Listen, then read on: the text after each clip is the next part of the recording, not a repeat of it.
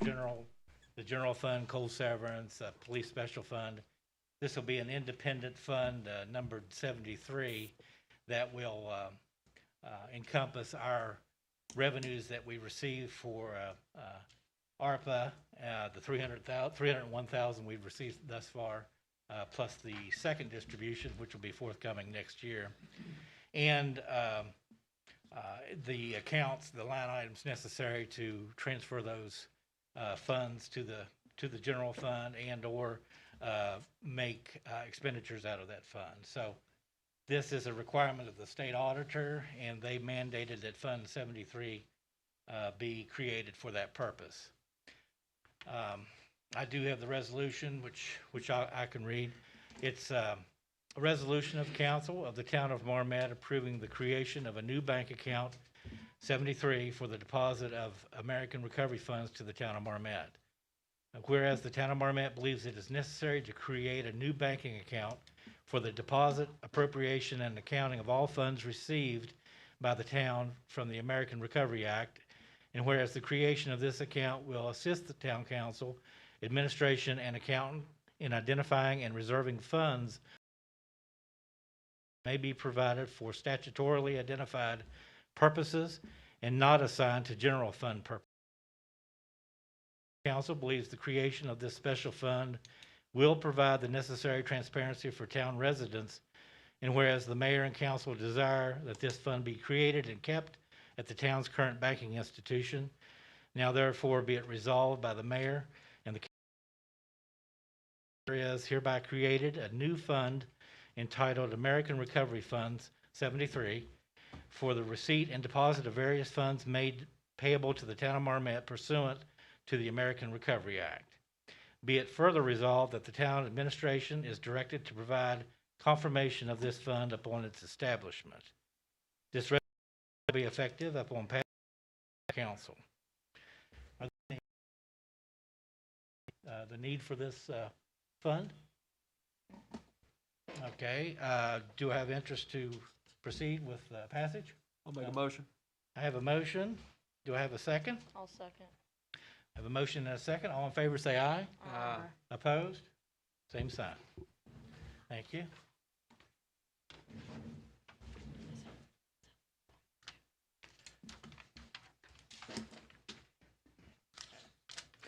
Next on the agenda is a resolution for a new Fund 95 for capital asset maintenance. This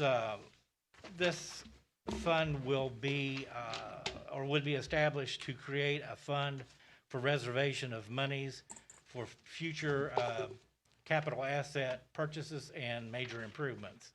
We've discussed this at prior meetings, the necessity to set aside monies for long-term planning as opposed to ending up in a situation like we had with the Packer truck that was a necessary expenditure and something that might put us in a money crunch. So this establishes that fund for the purpose of an ongoing concern. At the end of the fiscal year, we'll roll over the funds, and those will be available for future purchase and maintenance of our capital assets. Any questions before I read the resolution? Okay. This is a resolution of Council of Town of Marmet approving the creation of a new bank account in Fund 95 for the deposit of funds for capital asset maintenance. Whereas the Town of Marmet believes it is necessary to create a new fund for the deposit, appropriation, and accounting of all funds earmarked for capital asset maintenance, will assist the Town Council, administration, and accountant in identifying the reserving funds for the purpose of maintaining the town's capital assets. And whereas the Town Council believes the creation of this special fund will provide the necessary transparency for town residents and provide further assistance to state and federal oversight boards, and whereas the mayor and council desire that this fund be created and kept at the town's current banking institution, now therefore be it resolved by the mayor and council for the town of Marmet that there is hereby created a new fund entitled Capital Asset Maintenance Fund 95 for the maintenance and upkeep of capital assets belonging to the town of Marmet. That the town administration is directed to this fund upon its establishment. This resolution shall be effective upon passage of town council. Do I have a motion to approve? I'll make a motion. I have a motion. Do I have a second? Make a second. All in favor say aye. Aye. Opposed? Motion.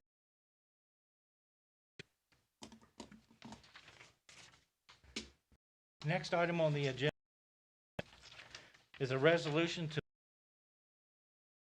with City National Bank to the West Virginia BTI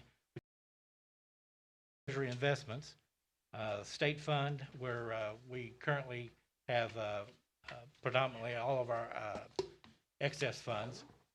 $50,000 to be allocated to Fund 95 that was just created for maintenance, and the balance to our stabilization fund. What I proposed is the $50,000 would seed our capital maintenance fund, and then hereafter, in any budget year, we can add additional funds, 10, 15,000, whatever we feel will have adequate funds in that account should any need arise that we purchase new equipment or maintain current equipment. Of course, the 50,000 is arbitrary number that I suggest, but be open to any other suggestions should you have some.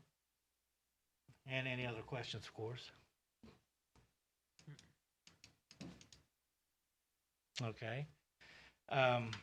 Hearing none, I will read this resolution. It's a resolution of council of the town of Marmet approving the transfer of certificate of deposit funds to, as the town of Marmet currently possesses funds kept in a secure certificate of deposit investment account with the City National Bank, and whereas the town of Marmet desires to transfer these funds to two existing funds at the West Virginia BTI, Fund 95 and Stabilization Fund, to be utilized in accordance with the purposes of those specific funds.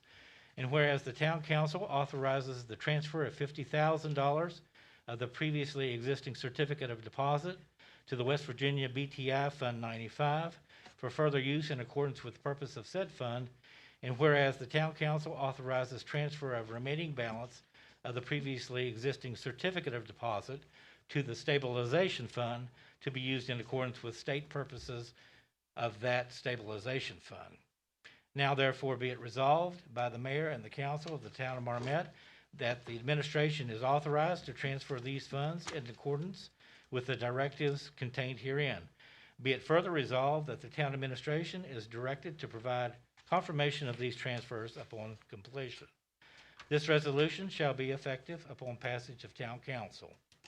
I did fail to note that the CD currently has a balance of around $188,000, so 50,000 would then be in our capital maintenance fund at the BTI, and 138,000 would be added to our stabilization fund if approved. Any other questions of council? Okay. Do I have interest in a motion? I'll make a motion. I I'll make a second. have a second. All in favor say aye. Opposed? Motion.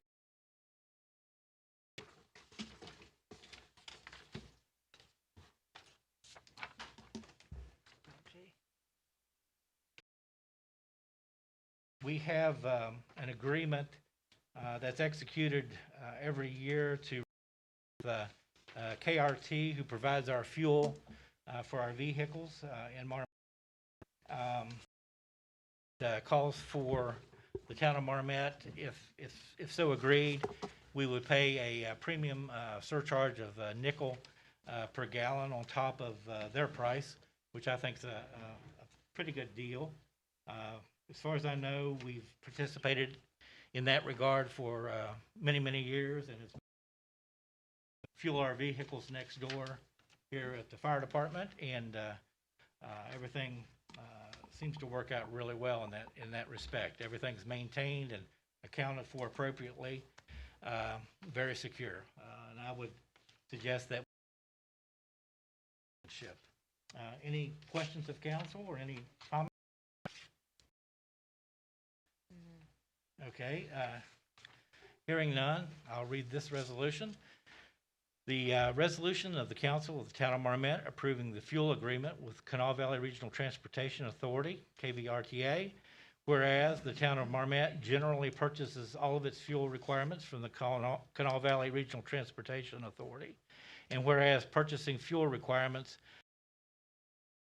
the town the cheapest price on fuel, and whereas the current agreement with KVRTA is set to expire, and whereas the mayor and council desire in order that the current fuel procurement practices, and whereas a copy of this proposed agreement is attached hereto and incorporated into this resolution by reference. Now therefore be it resolved by the mayor and council for the town of Marmet that the fuel agreement here attached hereto and incorporated herein is approved by the council in accordance with the terms contained therein. Be it further resolved that the resolution shall be effective upon passage by the town council. Do it again. Have Oh, Oh. Scott. Counselor.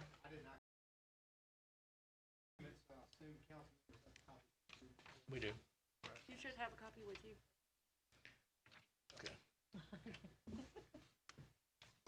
Any other questions? Okay. Do I have interest from council? I'll make a motion. I have a motion. Do I have a second? I'll second. I have a motion and a second. All in favor say aye. Aye. Opposed? Motion passes. Thank you.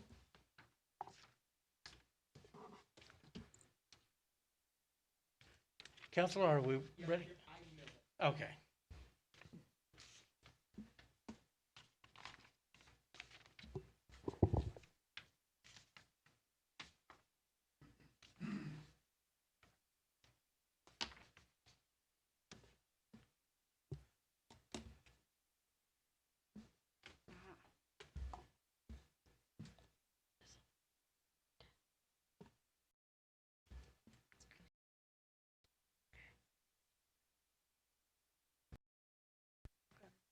Okay. You want to read that? Yeah, I'll read it. A resolution of the town of Marmet account for external funds. Whereas the town of Marmet believes it is necessary to create a banking account for the deposit, debit, and accounting of various funds provided to the town. And whereas the creation of this, the town council, administration, and accountant in identifying and reserving funds to the town from various sources, fund for use towards general fund obligations. And whereas the town council believes the creation of this special account will provide the necessary transparency for town residents and clarify any way site entity. While the mayor and council desire that this account be created and kept at the town's current banking institution. Now therefore be it resolved by the mayor and the council for the town of Marmet that there is hereby created a new banking account entitled External Funds for the receipt and deposit of various funds made payable may be earmarked for specific purposes. It's always been a toughie for me, and not subject to general obligations of the town. Be it further resolved that the town administration is directed to provide confirmation of this account upon its establishment. This resolution shall be effective upon passage of town council. Mayor, I assume that's what you want. Sometimes the town can come into funds and people give you money for specific purposes, and you would not put that fund towards general obligation. So just based on the title alone, I assume that's what the council and the mayor are shooting for. You're correct. Yeah, these funds will be restricted for a specific purpose by individuals. Yeah. So, yeah, that is. Also, on every resolution passed, I put on there the creation of these accounts, establishment of accounts with city council, so nobody would have any lack of knowledge about these accounts that exist where they're located. So that's Any questions regarding that resolution? Like I say, it'll set up a mechanism for our other interested parties to contribute projects throughout the town for the betterment of the town, and it will maintain completely separate identity for those funds, and and be transparent, as our counselor said. So I think it's a good idea. Like such for the fence. The fence. Yeah. Correct. As an example, yes. What about grants, stuff, or but we got other funds for those, right? Correct, yeah. We Okay, projects fund yes. at the BTI that Okay. is perfectly, we actually use that in our our playground equipment. So, yeah, when something's designated, and that will especially traverse 2 fiscal years, it's best to be in that fund because the general fund, as we know, is closed out at the June Right. 30th date. So, Yeah. yeah. Okay. Any other questions or comments of council? Okay, do I have interest in passage? I'll make a motion. Okay, I have a motion. Do I have a second? I'll second. I have a second. All in favor say aye. Aye. Opposed? Motion passes. Thank you. Okay, next on the agenda, Chief Perrine.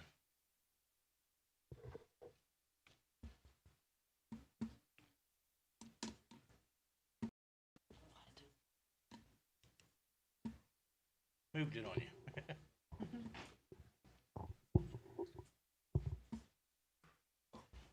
Thank you. Thank you. Thank you, sir. Thank you.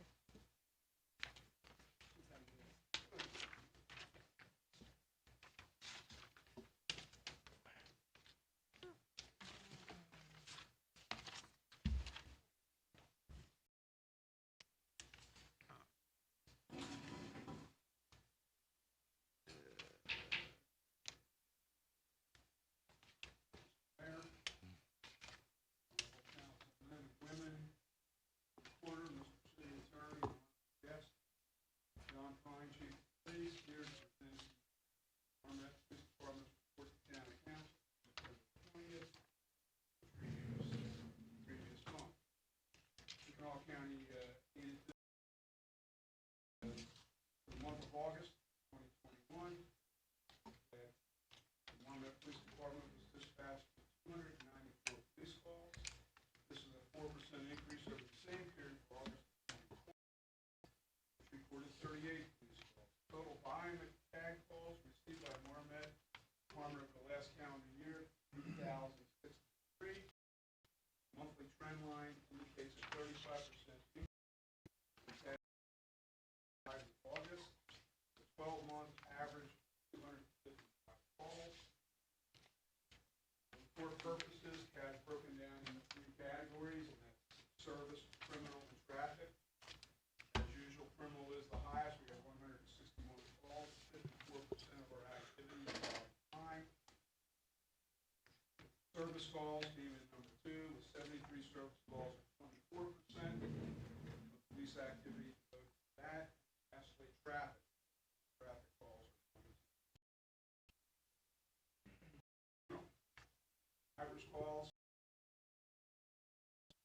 I think there was like 67 average calls. There were 21 arrest or citations issued, 6 for possession of controlled substance, 3 for drug paraphernalia, 3 for trespass, 2 for shoplifting. 2 warrants, cases, 1 open container, 1 obstruction of police, 1 illegal dumping, and 1 fireworks violation. Investigations open at 77 contacts. 77 contacts.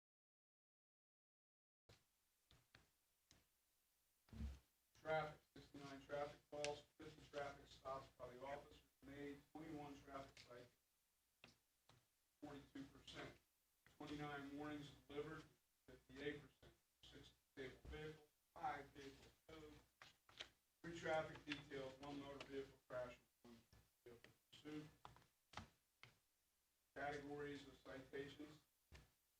We had as I mentioned to you last month, we had Operation Swim was a biking topic, a lot of bicycles, people after midnight riding bikes, so 4 bike violations. 3 no insurances, 3 speedings, 3 revoked suspended drivers, 2 expired registrations, 2 failure to control vehicles resulting in accidents, 1 expired motor vehicle, 1 traffic law, stop sign. There were 13 moving violations for 63%, 8 non-moving violations. The ratio of moving and non-moving is 1 to 1.5. Service calls, 70 service calls, 21 foot patrols, 12 details, 7 phone checks, 9 extra patrols, 5 911 hang-ups, 5 EMS fire response, 3 animal services, 3 alarms for business, 1 alarm for residential, 1 missing person, and 1 over. Office stats are there for view and use. Realize lower the number, the higher the number, this means the less active officer. Incidents this week, too much to put over a couple hours. Marmet PD ends a 40-mile high-speed 6 plus speed. Marmet Police Department speeding northbound 77 accident. On the northbound, certified uses place set up the northbound exit interchange of 89. Successfully deployed this place.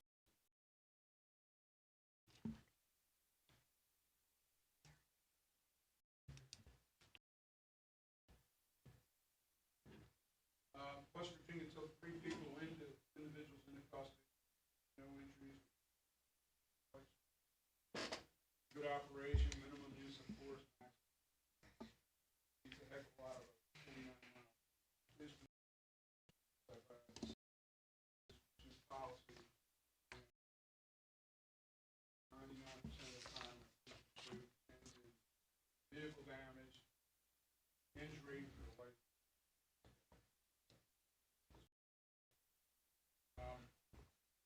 August 24th, Officer John Walls and Officer Gary Purdue observed a vehicle operating a rack way on 4th Avenue. Officer used a procedure known as a rolling stop to stop this vehicle just outside the city limits.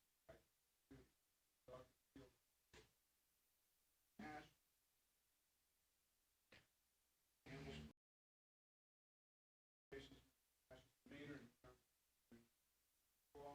down inside the vehicle. Cooperate, field sobriety test, he was charged. You can refuse the test. Good job again on those guys. Again, minimum use of force. Code enforcement, month of August, Marmet Code Enforcement Officer served 9 new code enforcement violations.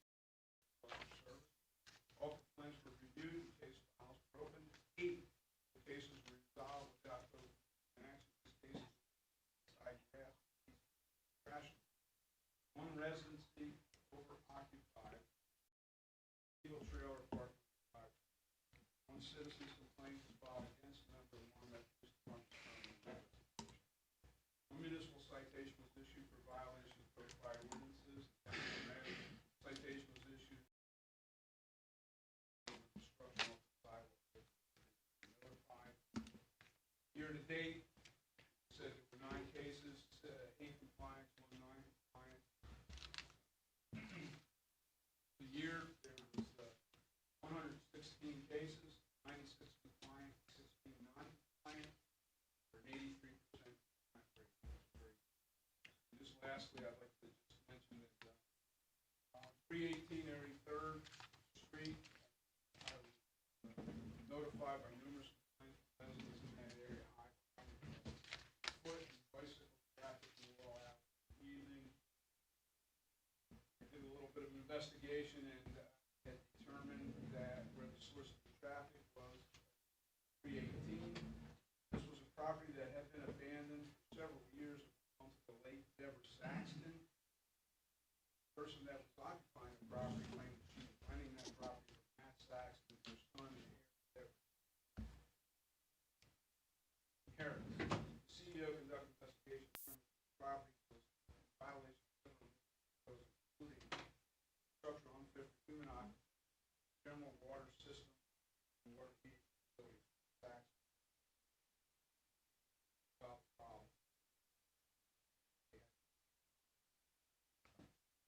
municipal ordinance says that it is not illegal to not have water. So you have it. You have it.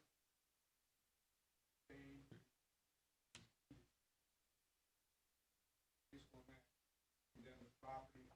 And then lastly, I did the narrative.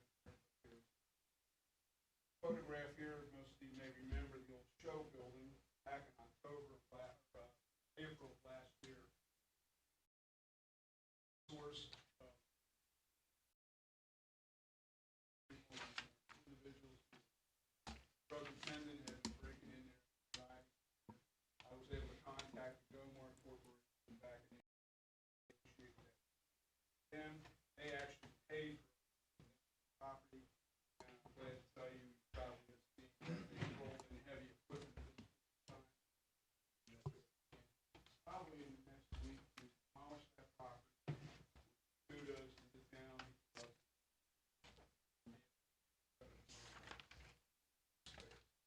With that, I am complete. Is there any questions from council?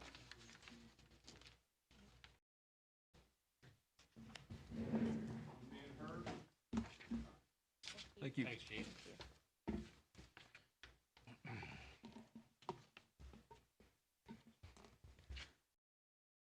The agenda is the approval of a new chief of police and other staffing. First, I'd like to begin by thanking Chief Perrine for his service and that of his department over the past 4 years plus. You know, I appreciate all efforts, and my basic, I guess, thinking was that the town was just in a position and a situation where a literal new face on the scene would be beneficial for the town, and that in no way negates my appreciation for your efforts. We received 36 applications over a period of 3 weeks, and my first cut, if you would be around 15. I interviewed 11 myself, and then reduced that number to 5.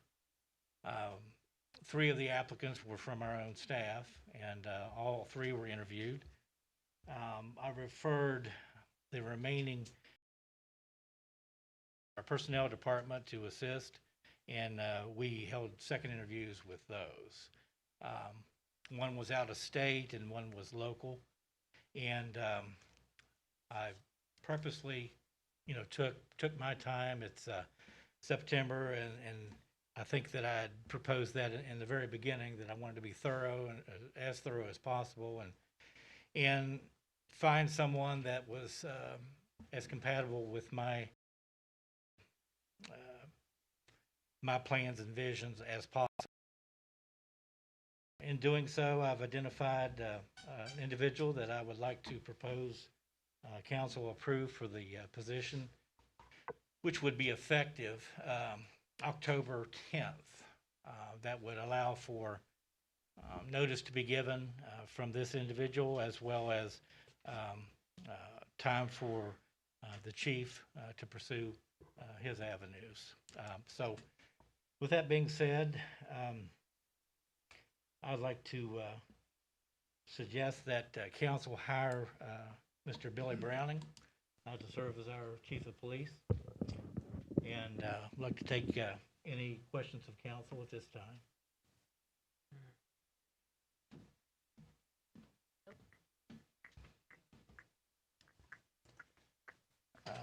What I'd like to do is offer Mr. Browning as an exempt employee, $50,000 annual, would be eligible for comp time under probably our new proposed guidelines, which we are reviewing tonight, but as well a take-home vehicle, and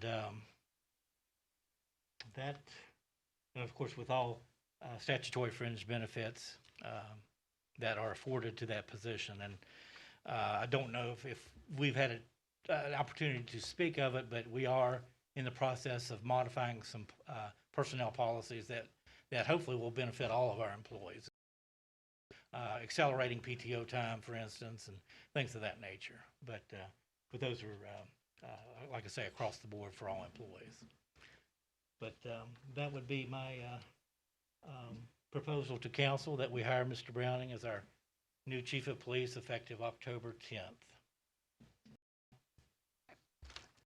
A resolution of council of the town of Marmet approving the hiring of a new chief of police. Whereas the town of Marmet recently accepted expressions of interest for the chief of police position for the town of Marmet, and whereas many qualified individuals submitted statements of interest for this position, and whereas the town was impressed with the quality of the potential candidates.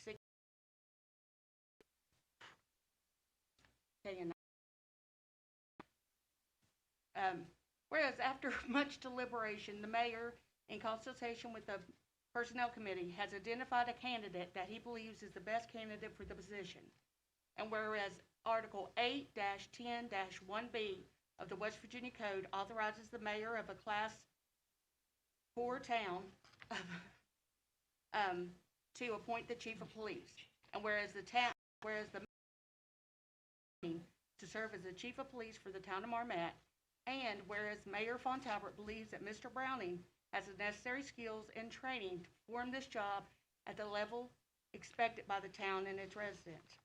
And whereas Mayor Fontalbert requested the support of the council in the confirmation of Billy Browning to this most important position. Now therefore be it resolved by the mayor and the council for the town of Marmet that Billy Browning is hereby appointed and confirmed as the new chief of police for the town of Marmet. Be it further resolved that the town thanks all those candidates who expressed an interest, and be it further resolved that the mayor and council thank Chief John Perrine for his service to the town and its residents and wish him the best in all his future endeavors. Be it further resolved that the resolution shall be effective upon passage of the council. Thanks, BJ. Yes. Do I have interest from council to proceed? I'll make a motion. I have a motion. Do I have? Second. I have a motion and a second. All in favor say aye. Aye. All opposed? Passes. Thank you. Welcome. Yeah. I'd like to say a few words. Didn't know there was going to be a speech involved. Nothing's complicated.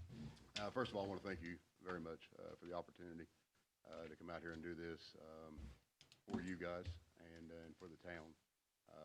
Spoke to the mayor on several occasions, and his ideas and my ideas, I think, are very much alike, both in the improvement and the furthering of the town. I know I've made it clear that one of my biggest interests is the youth, and the fact that working with the youth will, for the future, will help maybe our drug problem and so on and so forth. So I look forward to doing things with the community, being as community friendly as we possibly can. I'm no stranger to when we have to be hard, we have to be hard as a law enforcement, but at the same time, respect is only earned. So in order to get respect, we have to give respect, and I've lived by that for as long as I can remember. So that's my goal, is to help the town in any way I possibly can, but to also hopefully make us as professional and respectable as a department as we possibly can be. Thank you. Any questions for council? You get a pass this time. Next time you gotta speak up. I'll get on you. I'll get on all of them. Yes, You ma'am. gotta pick up the mic. Yes, ma'am. Mr. Counselor, would it be appropriate to swear him in now, or shall we wait until the 10th, or? I think, he has some matters to have. Yeah. Do that, so I would take myself away from the future. Okay. Okay. There'll be no swearing Thank you. tonight. No, thank you. Thank you Well, very we much. can call a special if we needed to. Sure, so, sure. yeah. That's fine. Okay. We'll do the first time.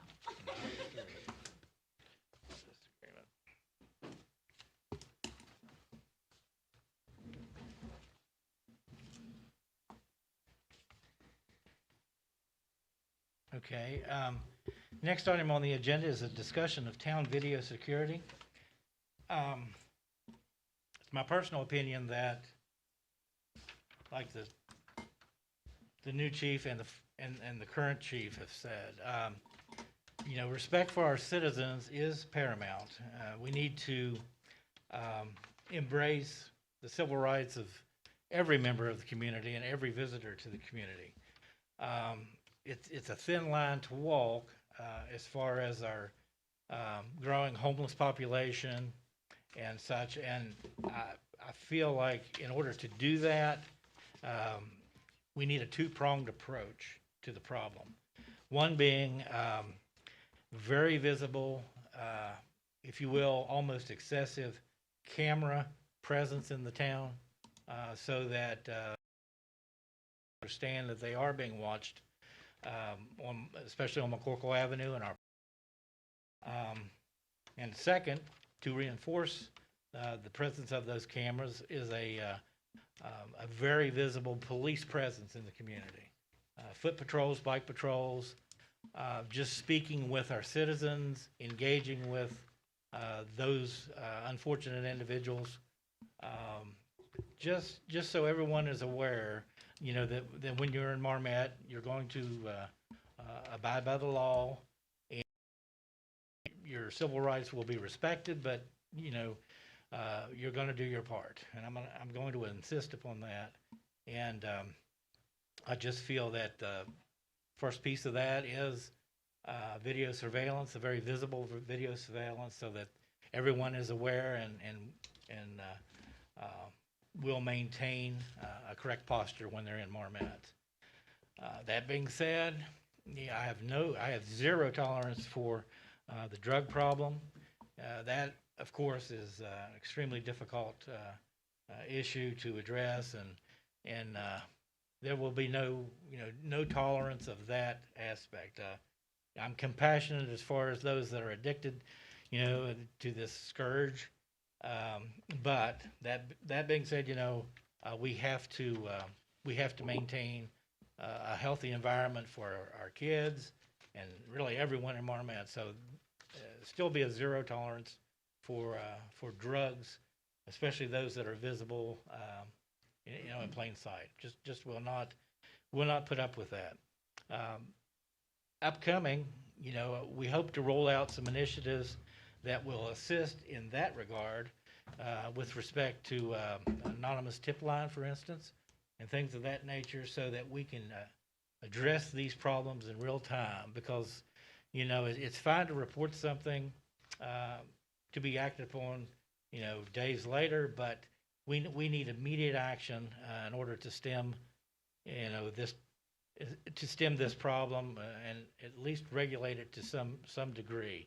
We all know the challenge, and you know, that's really all that needs to be said about it. But my number one concern is for the kids and what they face out on the street, and we have to break that chain. And I think to begin with that, we need the video security, which entails, of course, dollars and cents. All comes down to that. So with that, Chief Perrine, do you know if we have any time remaining to submit our request to Public Safety Grant Committee for this year? Or 10 days. we have 10 days? Okay. We can, you know, as you probably are aware, the county is very generous to the communities throughout the county and provide assistance to public safety in many different forms. They provided vehicles, equipment, and such. And I would ask that maybe this round of funding that we put together a plan for our video surveillance program, and possibly request an amount that would allow us to begin this effort throughout town. The chief has informed me that we're in pretty good shape with our vehicles and our equipment.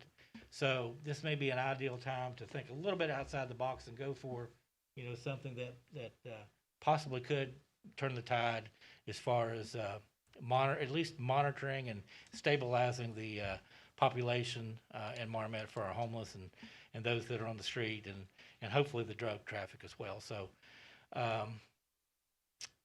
what I guess I'm asking of council, if we could appeal to, I guess it's Sergeant Johnson that prepares the request, or? Okay. Okay, thank you. I would suggest that we ask the PD to apply for funding. 10 days is a short time to put together a comprehensive plan, so we may have to request cash for the purpose, because we may not have a fixed figure as far as getting appropriate quotes and such, Can we of course. ask just for cash? You can, Okay. but I would suggest you attach a purpose to it, of course. Oh, you know. yes, yes, of course. Absolutely. But for that to be video surveillance, Yeah.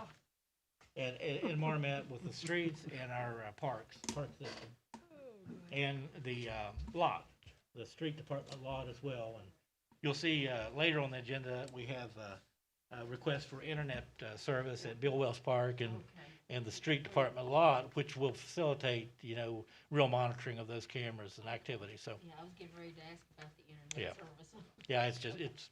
yeah, it's on there. But anyway, under public safety, does council have any discussion regarding this? Do you think it's a good idea, or Oh, should we? Absolutely.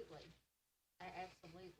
Especially with the parks and Bill Wells Park where it's kind of hidden, and I know there's always been issues there, and corporal, that will be very helpful. I mean, even on election day, it was broad daylight. I seen a drug deal right in front of my face and wasn't worried about it. Last week before last, when it was, when I thought the principal and I thought it was just like bags, but over there, in the soccer field, cause, Officer Buttricks had to go get rid of her after the kids went in, over there, that big giant rock over there in the parking lot. You know where I'm talking about, guys? Y'all know where I'm talking.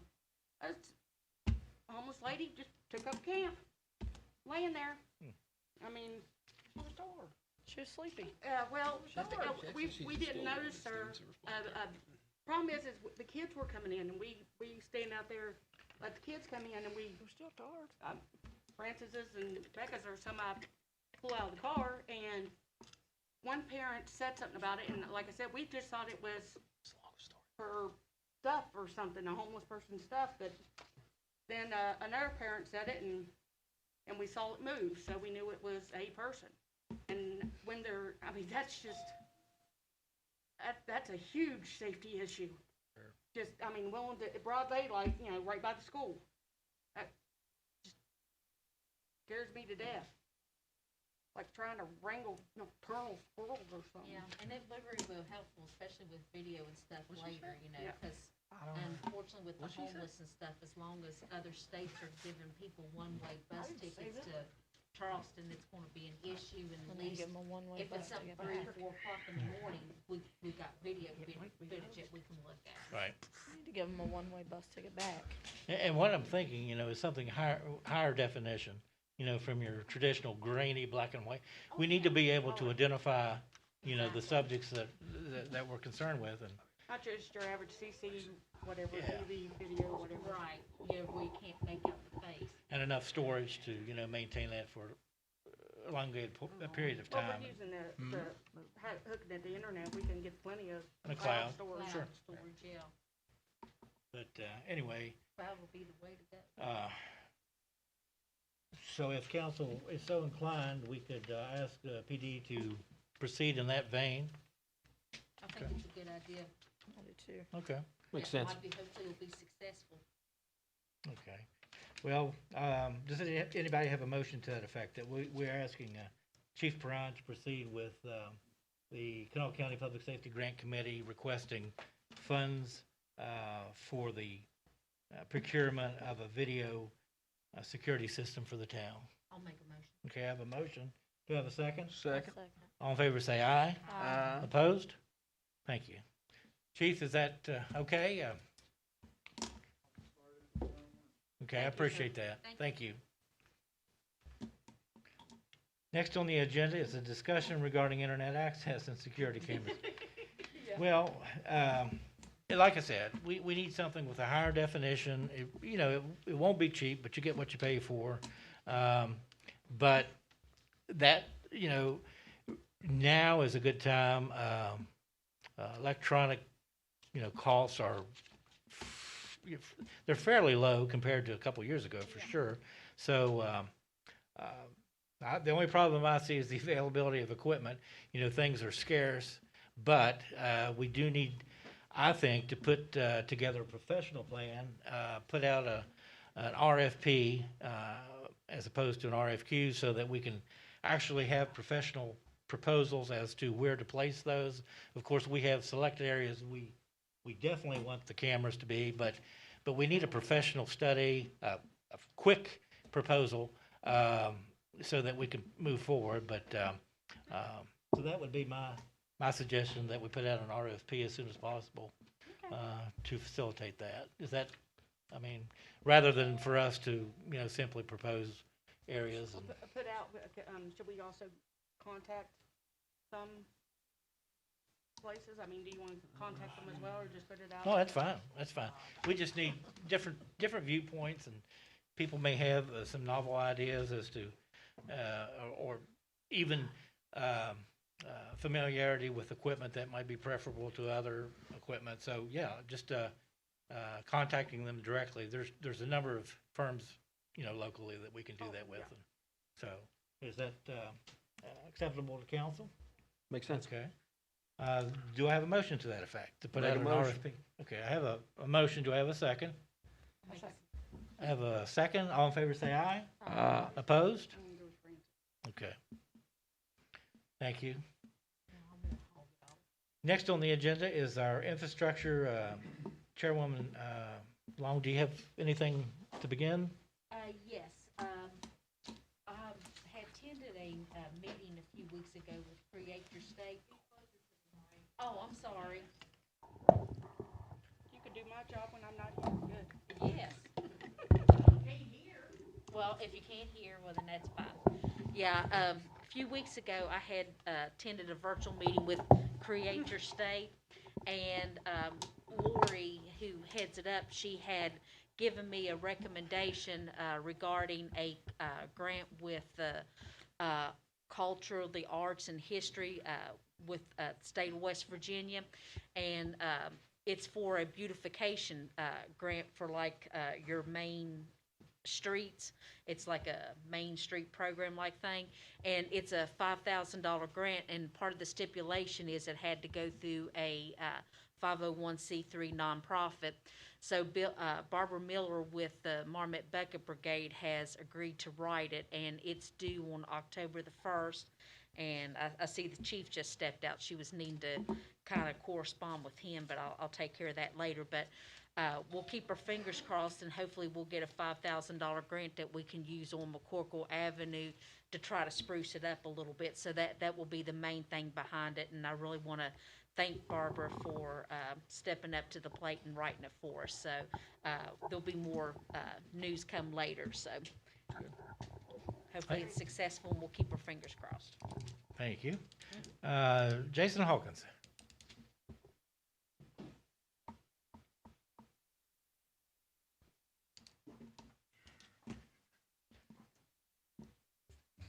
Good afternoon. I got just a few updates on the pipe from ADS. I talked to Jason today. They got 6 pieces on the lot. I'm trying to hold off to get all 10 at one time. That way there's no delivery fee. That's my goal. Call to dig. I've already called them one time. They went up and marked it. It's done washed off. I'm gonna call them again. It should be marked by Monday, the 27th. I'm gonna go ahead and dig then, get the drop inlet measurements, and have it ordered already, because there's 2 pieces of pipe coming in, one off 98th Street. Yeah. And I'll fix that all the way down to, I can't think of that address now. Beaver's house there. I don't know what that address is, but it's all the way down to that opening drain. 940 or no? 8. Yeah, 948 or something like that. yeah, maybe. something like that. On 85th Street, we've also had some issues up there coming out of the holler. We're gonna start on it. We just now got our backhoe back up. We're gonna start on it, digging it out, and cleaning out those culverts. Yeah. And as we come out, there's a couple residents having issues with the, I'm just gonna say the pipes deteriorated, and they're having some major issues with their yards getting washed out. I haven't got to step with Brian yet. He was on vacation last week. Get with him, we'll run a camera down that and see what we come up with as far as what it looks like. There's a couple things that I spoke with Beck. I didn't get I've not been able to contact you. I think you've been sick. I ain't saying that, but I thought you were out of commission for a couple of weeks there. Well, yeah, that's okay. But we were talking about a dumpster, and I think it's on the agenda. Oh, yeah, Becca had told me about it, so Okay. it's okay. There's a couple places that we really need to look at getting dumpsters. And I think, I have pictures taken today that, and the reason why is because of the trash is piling up and the people are parking to where we back a truck in there, we're gonna be packing 100 bags of trash. Yeah, I don't have them in front of me, I got it on my phone, but Yeah. you can see, yes. I mean, I've got a copy for you.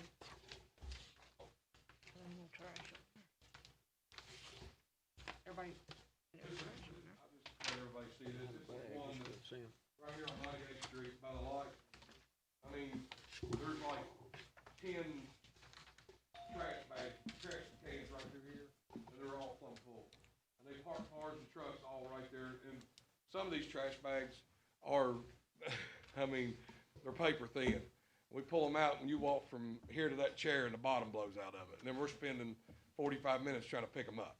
So what we normally do is those cans are heavy duty. We can roll them by the back of the truck. But with them being so full and heavy, we can't even get them over top of some of them where the people park their car, the stops, whatever those are called. We can't get them over top of that to even unload them. Then the other one, this one, no, it's the other one, the one with the white car beside the building, I didn't have the that. one that's on McCorkle Avenue. I don't have that one either. It's the Gray apartment. These are the only two I have. Oh, this one? No, No, that's the No. only two I have. there was another one. It's right here on McCorkle Avenue, the big white, Who's this? I don't even know what. That's the gray complex So with, is this 6 units. Yeah, the great big one. Yeah. There's a car parks right there in the front of that all the time. And that's where they're piling up everything out in front of that. We cannot back up safely. Huh? Yeah. Yes. Yeah. We can't back up in there safely and without blocking McCorkle Avenue to even get to that trash. So the last couple of times, we've had to send an alternate truck out to get that. Those are the two that I'm really focusing on, trying to get a dumpster set up. They have plenty enough trash to where they could get a dumpster. I'm talking, I counted it the last 3 weeks, and we're looking at 60 bags average at the one coming out of 98th Street, and then the other one's roughly 50 to 70. It just depends on what time of the month it is. If it's first of the month, you get 100 bags. You get 150 for both of them. But those two right there, if I'm not mistaken, is the same guy who knows? Yes. So he could put a dumpster somewhere and have it enclosed, and both complexes could use it. So it's like 100-some bags of trash Oh, for 6 absolutely. apartments? Well, 6, 7, 8, 9. That's just today.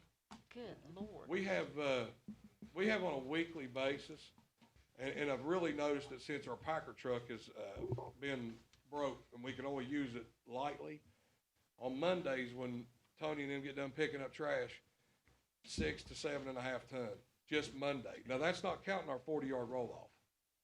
Tuesdays, it's a little lighter because the route's a little bit shorter, but you're still looking at 4 ton. I think that's average on Tuesday, isn't it? So you're looking at, we're just in the last 2 months, we're looking at 12 tons just for the packer, not counting 8 ton. I had the numbers figured up.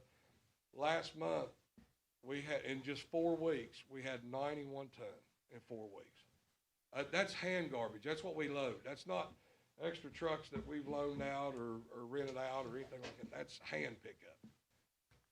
Those things are the ones that, and these two right here are our biggest apartment complexes, and it's starting to get scattered. I'm sure y'all noticed when y'all drive by Bill Wells, the birds jerking all the trash out of the trash cans. So we're trying to empty those every day now. They're full every day. I guess drive-through traffic. Y'all have any questions about that or anything? I called Waste Management and they said it was gonna be $185 a month for that guy to get a dumpster. That's cheap. Yeah. Well, and then it's so much per ton. Cause mine's only 85 a month, and then if it goes over what the tonnage Right. is, then I have to pay extra. I want to commend you on that. You had 6, 8 bags of trash, maybe a week. And you went ahead and stepped up and put a dumpster out there. I think any business should. I mean, that, And I mean, you had good trash bags. You didn't An have a bus. apartment complex to me is a business. Absolutely. Well, it is, yeah, and they should be paying B&O and stuff, so. We're just running into places, and this is what the frustrating part is the bag busting open. Yeah, And like I tell the guys, if it's open trash bags in the can, I don't expect them to dig every little piece of potato chip bag, pop, don't do that. But if we pick a bag up and it busts, we gotta pick that up. And it's annoying to a point, but it's our job, but it's still annoying to a point. But you have that complex and 95th Street's probably the two worst. Oh, yeah, 95th Street's pretty bad too, Yeah. but it's all in one little area and nobody's blocking it. We can back a truck straight up to it and we can throw the barrels in the back. That part doesn't bother me a bit. That's what I'm saying. I'm not saying that everybody in town needs a dumpster. I'm just saying that Right. places we can't get to them without backing a truck to it. And we don't have Do to we be know right who against owns it. that truck that's parked there? FTL's on, I'm pretty sure it's FTL. Yeah, that's what I thought. So does he live in the apartments? No, I don't know. I just know that's where I'm guessing that he does live there, or whoever drives that truck. I'm certain, I'm probably not the owner. Yeah, just the driver. But if it's somebody, I mean, I tried to knock on the door the other day, last Monday, nobody came to the door. But, I mean, it's neither here nor there. I just trying to get a little help there to see if they can keep it moved, especially on Monday mornings. We can keep those moved on Mondays. I don't care what they do the rest of the week. We just wanna pick the trash up. Send them a letter or put a note on the truck or something. well, I mean, I don't know what we can do. of course, I was gonna, like Scott, what Well, do we there's have to just- do well, there's legally more than to just that truck, pursue though, to, you know what I mean? have them to, But these cars, you know, Or put a maybe dumpster, move where they're putting their provide their trash. own dumpsters. Yeah, they just passed ordinance, every place I've ever seen has a commercial ordinance for, Yep. high volume commercial. Yep. Dealers, so, Yep. everywhere. And then we'll just send them a letter and make them comply, or, Yeah, let's get some ordinance, together and take a look at okay. If I'm not mistaken, we got one. it. And then the minute that That's you what I adopt thought it, we did. There was one. I'm thinking there is one. Pretty sure there is. requirements as well. Yeah. You know, people- Okay. If we don't have one, we will, so. I'm pretty sure Snook had something going on with that. I'm not for sure. I think, All that dropped, towards the end there, I don't know if that was already in there, but we were working on some operations. Right. And of course, I know some things didn't make the qualified ordinances too, so yeah, we can double check it if we need to do it then, or if we need to make any kind of amendments or anything to it, we can do that. I'll make myself a note to, we'll at least get the process started, cause if we do have to do a brand new ordinance, it does take before passage. okay. I'm waiting on, I got one, or I don't know if y'all noticed the Bill Wells. I tried to send that out in an email. I don't think I got everybody's email attached to it, but Bill Wells Riverbank been completed, cut, the trees that were trimmed up. One of them, he recommended it need to be taken down. It's pretty bad. Which one's that? There's 4 of them down there. It's the One on one the end? very end. He just said it's so rotten that Right, it's actually hollow in the center part of it. right. He said it was dangerous, and Yep. I talked to him about it, and I got an estimate on that. And then, my main concern is, right now, I'm having trouble finding people that's legal to spray herbicide by the river. I mean, I can go get a bottle of Roundup, but if I get caught, I'll be in trouble. Right. But you gotta have a certain, like I called DNR to make sure that, that's what we needed to do, because the guy from Tree Solutions told me that they have a spray that's guaranteed for 5 years. And we just paid $6,500 to get that taken care of. Well, that's including the trees too. But you got that done and cut, and it looks so good and cleaned up. Now we need to take that next step and get that sprayed. I'm trying to, I called DNR, got a name of the stuff that they can use, and I'm making sure that these companies use that. You have to be a certified sprayer. I can't go down there and we can't purchase that and then me go spray it. I can't do it. You gotta be certified to do that. So I called, Tree Solutions, And there's two other ones I got calls out to, Davies, and then there's another one. I can't, he hasn't called me back yet, but those are three that I've got. And I'm pretty sure I gotta have three to get that completed if we could go forth with that. Yeah. But all the grass, the riverbanks are done, right? Yes, they're Okay. completely done. Yeah, they cut everything and pulled everything up, even the water weeds, they didn't leave nothing over the hill. Now, so be it inside the boulders and stuff, there's still some stumps, but, you know, they pulled everything up to the top and hauled it off. They had 11 loads of, I guess you'd call it mulch in a 1-ton truck, so that's quite a bit. What's he gonna do about the trees? Is that included, was that included on that? They cut the 3 out of the 4. Yeah, that was already included in that price that we went through. They cut 3 out of the 4, and they done really good on the ones that had overhanging by the shelters and stuff. But that one, when his guy started climbing up in it, you can look and see where it broke.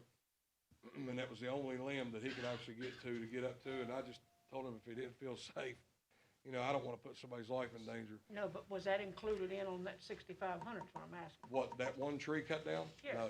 Okay, No, that was just a riverbank. okay, It was 5,000 for the riverbank, 1,500 for those trees. Okay. And then that one tree was just dead. He said that in order to do it, just need to take it completely out.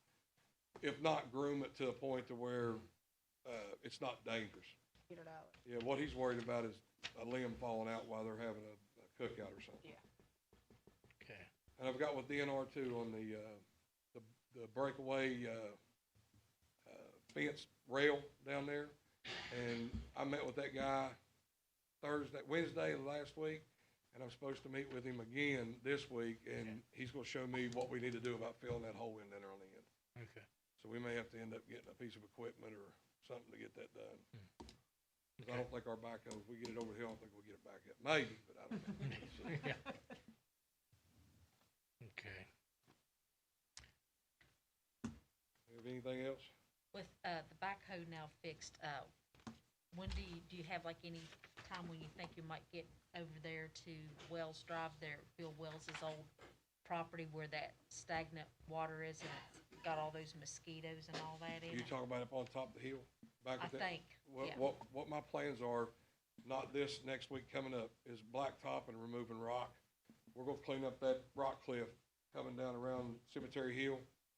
I haven't cleaned that up, and it's been 1.5 2 years since I'm gonna haul all that shale and fill that water hole in up there. Is that, you're talking about up as you're going around on the very backside of Wells Drive? It's in between, my sister's house Yes, and my okay. yeah, Yeah, that's what I was talking about. Yep. We just gotta watch, there's a drain there. okay. Yeah, I talked to your dad about that a few times, and our backhoe's been down for 2 months. Well, I knew the backhoe, Yeah. cause, you know, 'cause Dad had asked me about it, and I said, well, I kinda figures 'cause of the backhoe, so, but since you mentioned, was there anything else? And we was gonna haul that up, and I talked to him about that, to push that water to the drain. That way the water goes, it's standing, it's like a pond back there right now. Yeah, and it is, and it's, you know, breeding Yeah, mosquitoes and all that. yeah, that's not this week, but the week after. And we're gonna start patching too, and pulling ditch in places we need to pull ditch. There's a few places that need to be ditch pulled before the rainy season sets in. Okay. How about the, electric, at Bill Wells Park? You worked on that, I know. Yeah, well, we got electric air, but now I'm trying to get the conduit fixed. It's broke. I mean, it's just twisted, jerked, cracked, yanked. I mean, it's awful. But they do have electricity there, and I told Miss Polly that it'll be available, Okay. for her Friday. It'll be. Okay. Okay, that's what I was getting ready to Yeah, ask you there's about. 2 shelters, the L-shaped one, which is 1 and 2, and I'm guessing that's 5 at the very end down in the corner. I guess that's how they number it, toward Hoyt's place down that I'd way. say, yeah. That's 5, but Okay. those 3 have electricity. The 2 in the middle do not. Okay. Okay. And you asked me about that, 220? Was it a 220 you asked about? Oh, yeah, the 220, yeah. No, there's nothing, Yeah, I didn't think so. and we got the ice machine done too at, Yeah. yeah, I think you've seen that. Good deal, thanks. Yep, Appreciate it. thank y'all. Did you all have the meeting with, where you were gonna have the meeting, residents come in and talk about their problem, the sewer? We did, Yeah, we did. yeah. Teresa, Yes. you wanna, Yeah, we had, one citizen to, come in, and of course, she had discussed her issues there, on 85th Street, and, we kinda concurred that would be an, something that we can go ahead and easily pursue, but we still wanna have more conversations, cause I've been up on Summit Drive, and I've talked to a few of the residents there about some of the runoff, and of course, now it's starting to even to damage Summit Drive as a whole, and that's gonna definitely need to be looked at, and I know we're, been working on things on 85th and 98th Street. I also too, from my understanding, some people are still having issues on Maryland, so if you are having issues with your water or your, sewage, we definitely wanna talk to you. Cause the more details and things that we can find out, we can, try to pursue some funding and other avenues to see if we can get those, corrected. Yeah, thanks. Yeah, I mean, I urge everyone to attend our public meetings, because, those Yes. forums are where we learn, and prioritize our projects, so please do, if you have a chance, please do attend. But, I didn't know if we can just like have a professional study done, or somebody come in and look at I mean, I don't know. Well, some of Yeah, that, I don't know. before we pursue things like that, we need to make sure we're aware of the issues, before we do, if there's some kind of feasibility study or something that some organization would require to, possibly do some kind of funding or et cetera, because some of them, if they're, significant projects, just like that sidewalk project all the way to Kroger's, if they required a feasibility study, 'cause that will be something that will take several $100,000, to complete, if maybe not even up to $1 million. Yeah. So depending on how excessive our issues and our problems are, then that kind of helps us to kind of know what avenues that we could possibly pursue. Right. If that makes sense to everybody. okay. Okay, next item under infrastructure is, opening of the RFP responses for our HVAC at City Hall. Okay.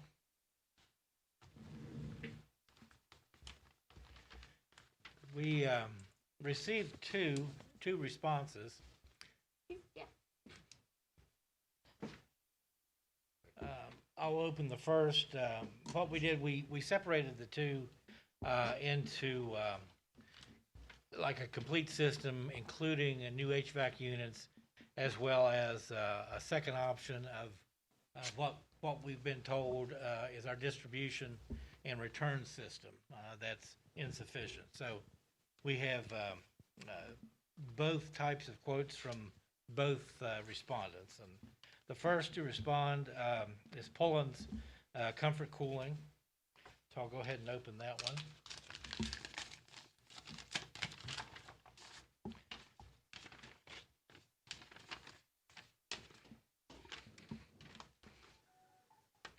Okay, and this quote is for a 4-ton Goodman AC unit with evaporator coil, ductwork, and materials.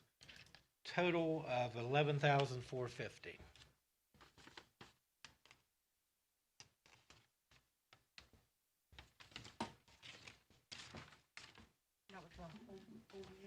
That's everything, right? It's a unit plus reworking our ductwork for $11,450.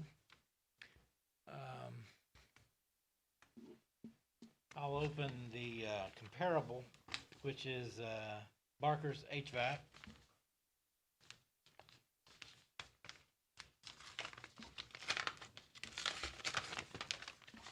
Did also for a 4-ton? 4-ton. For the first one, let's see what.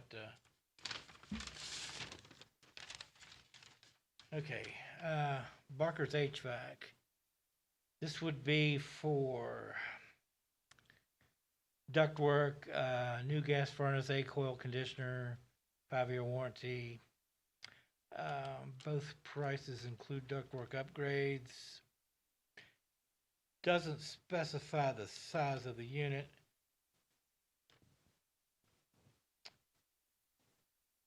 The total cost is $9,640.07.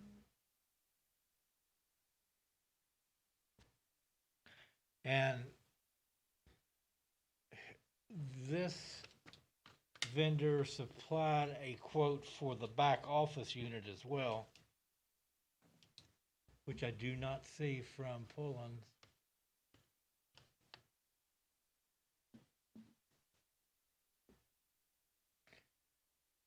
No, I'm sorry. So, let me back up. Pullens Comfort quoted a quantity of 2 4-ton units. Okay. Okay, so this quote is for front office, or the back office, I'm sorry, and the council chambers for $11,450. Barker's HVAC separated the two, so that the total is $19,169.82 for the back office and the council chambers. $169.82. Okay. And at one time, we had hoped that our situation wouldn't require new HVAC units, so both submitted quotes for ductwork only. So I'll open the one from Pullens Comfort first. And what that would entail is reconfiguring all the ductwork and returns for council chambers and the back office. Okay.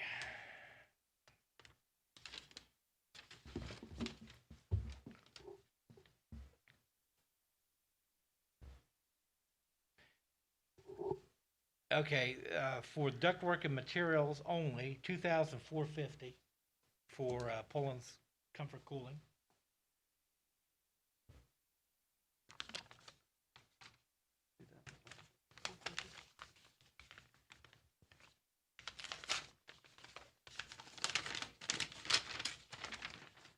And for Parker's HVAC and appliance,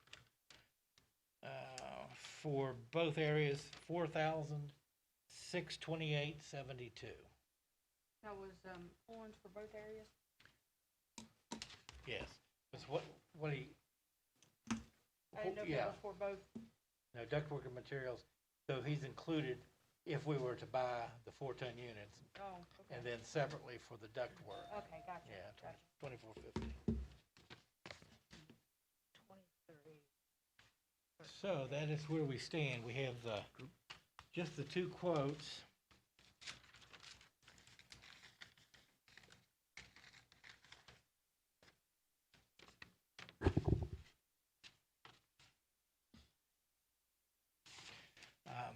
So what's council's pleasure? Of course, there are a number of HVAC vendors in the valley. I mean, we could pursue others if you're not satisfied, with the price.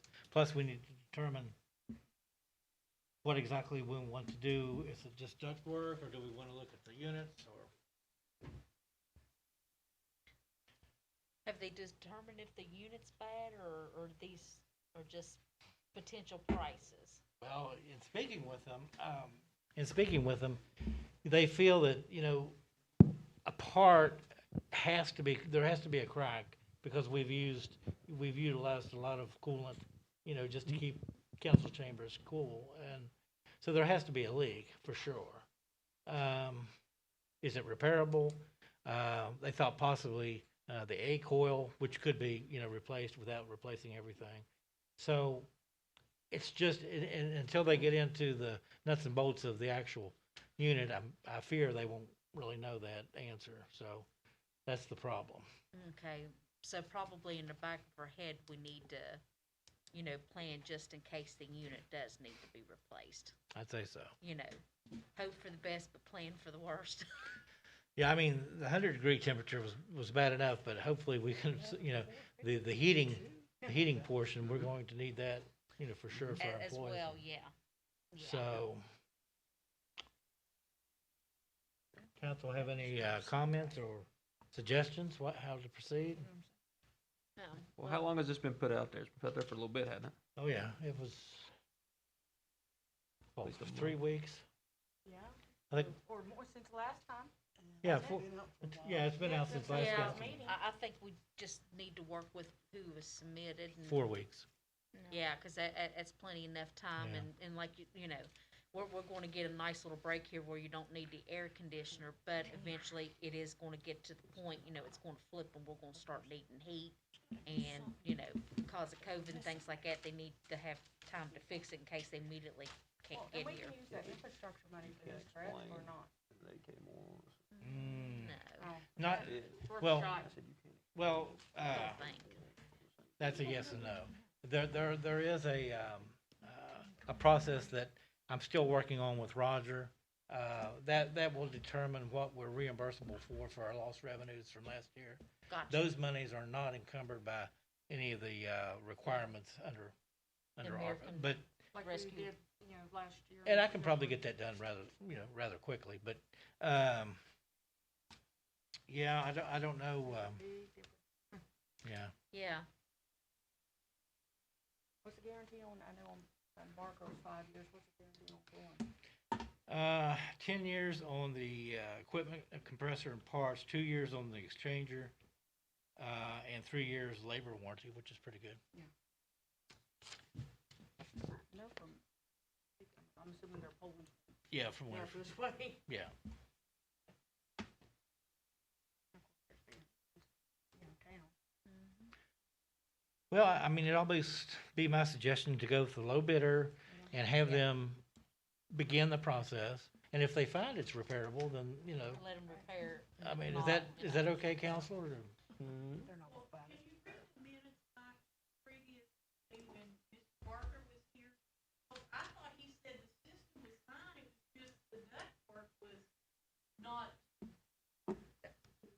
Yeah, there's no way, I mean, it has to be, He thought that might have been a possibility, and then he's actually gotten into it, is that? I know what you're talking about, he was saying that it could possibly make a difference, but he wasn't, I don't Well- think he was real positive about No, that. he said it did definitely, whether we went with a new system or not, there needed to be more duct work. He said it might make a difference, but with the heat, it might not. But, he said it could make a difference, but I don't remember I don't know if I have the exact words in here or not. Yeah, he definitely said probably there was gonna be, cause he said we don't have enough duct work and it's overworking our units.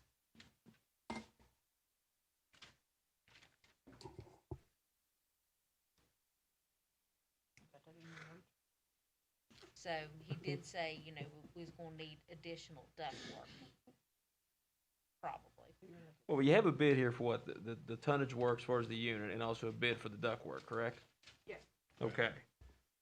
You know, Pullins does good work, Ben does good work, we all know Ben. But, on a similar bid, you're looking at that much of a difference in cash. Yeah, it's big. That's pretty hard to big explain difference. away. So,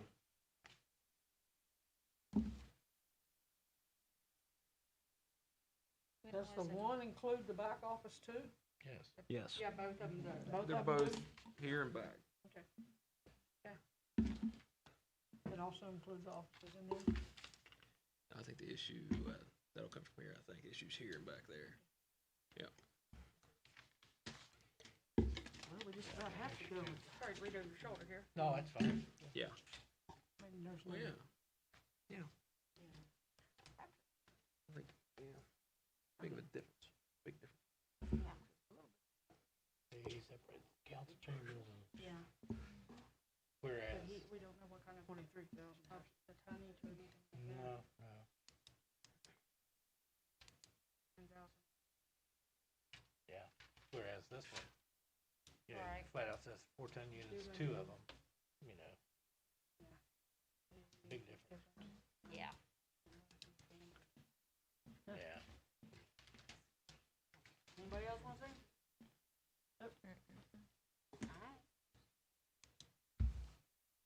Well, I mean, in that regard, we've gone 30 days. My preference would be to begin with Pullins Comfort and have them begin the process, take a look at it, with the understanding that if it's repairable for less, then so be it. But, definitely the ductwork quote was considerably less, Yeah. than the other, so we can accomplish that at least, and then, see what the verdict is on the HVAC units, which probably would not be completed.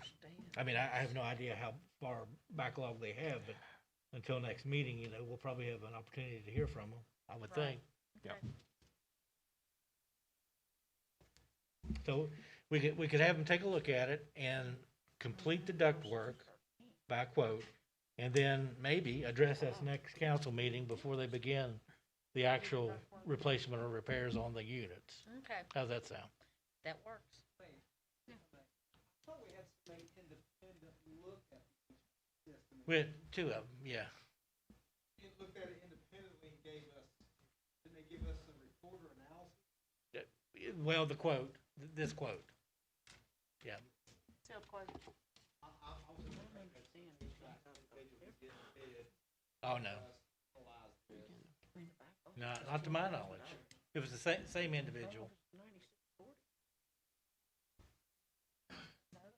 That's the best way to do it, expert, pay him hourly rate or whatever, tell us what we need, and put that out. Right. Okay. Looks like now we can bid out for something we may not need. See what I'm saying? So should we redo it? I mean, I don't think you need to do it. If you're gonna go with it, go with it. What the mayor suggested makes sense. If you're gonna go with the ductwork at the bid, whoever's low, let's just go for I'd go for low one and do that, and then maybe not award the second, you're at liberty rejecting the bid. Okay. Right. Then not pick the second, but maybe discussion then. Well, that's, we did bid it separately. We bid just the ductwork. So, Yeah, that's what we was talking about, just agreeing to the ductwork for now until they can kind of analyze what the deal is with the unit, if it's repairable or not. okay. Does that sound okay with council? We'll just proceed with option 2, ductwork only, and then in the interim, we may be able to get a third party just to give us a non-bid evaluation. Okay. That happened with Ebenezer, where they come here and said, here's what you need to fix, increase those. It makes it a lot easier for nobody on staff has particular knowledge to say what's needed, what's not. We're all just guessing. Right. But on Ebenezer, Smith, then we'll look at it and say this, Right. this. He ain't bidding, we pay him, and then we take that and put that in our bid specs and say, bid this. Yeah. And that's the best way to do it. I mean, I hate increasing costs, but we don't have any HVAC people. No. No. Yeah, so we're, kind of dark as far as what needs to be done. Okay. Okay. Okay. So do we have interest to proceed with the ductwork project? I'll make that motion.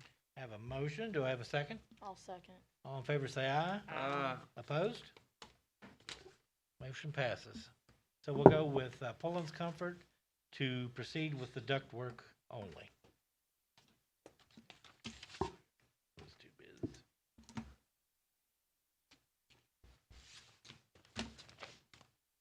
Keep those. Okay. I don't know if you want to keep. Okay.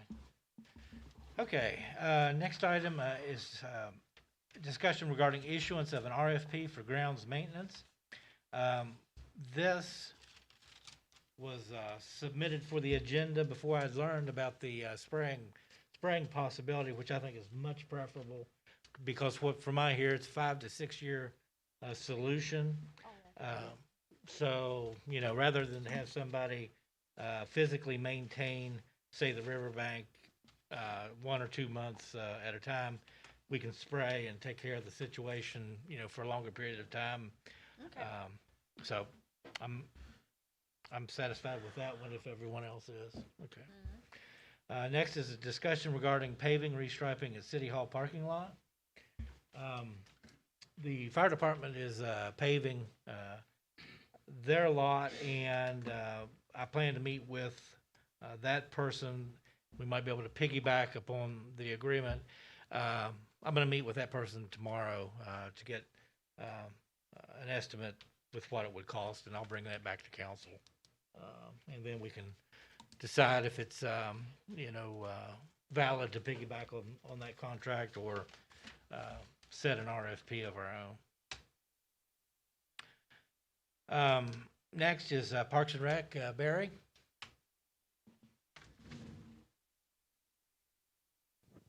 Am I okay here? Good. Yeah. Okay. Well, there's not much going on at the rec building, except that, on, September the 4th, there was a lady down there at the dance, and then on September the 7th, she got tested and had the COVID. So, on September the 8th, we just closed down to further notice. So there's nothing going on down there on Saturday nights. And I had the Air National Guard come up there. They sprayed the whole building, the kitchen, they sprayed everywhere. And Molly and Bob and myself, we took rags and the sanitation, and we done all the tables, wiped all the kitchen, so everything should be in pretty good shape there. But that's about it. That's about all that's going on down at the rec building. Okay.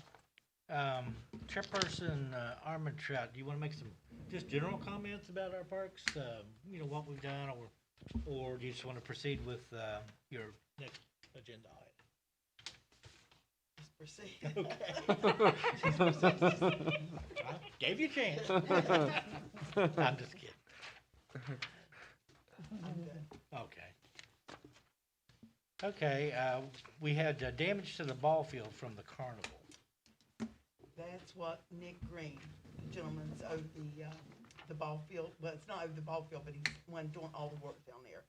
Said the last carnival there was a lot of big ruts, and they left 2x4s or some kind of boards down in the ruts. He was gonna remove those, but he brought it to our attention. No. And we didn't know if there was something in the contract. I think Debbie was gonna check, see if there was something in the contract with the carnival, as far as, any damages, if they're responsible for them, or are we? Okay.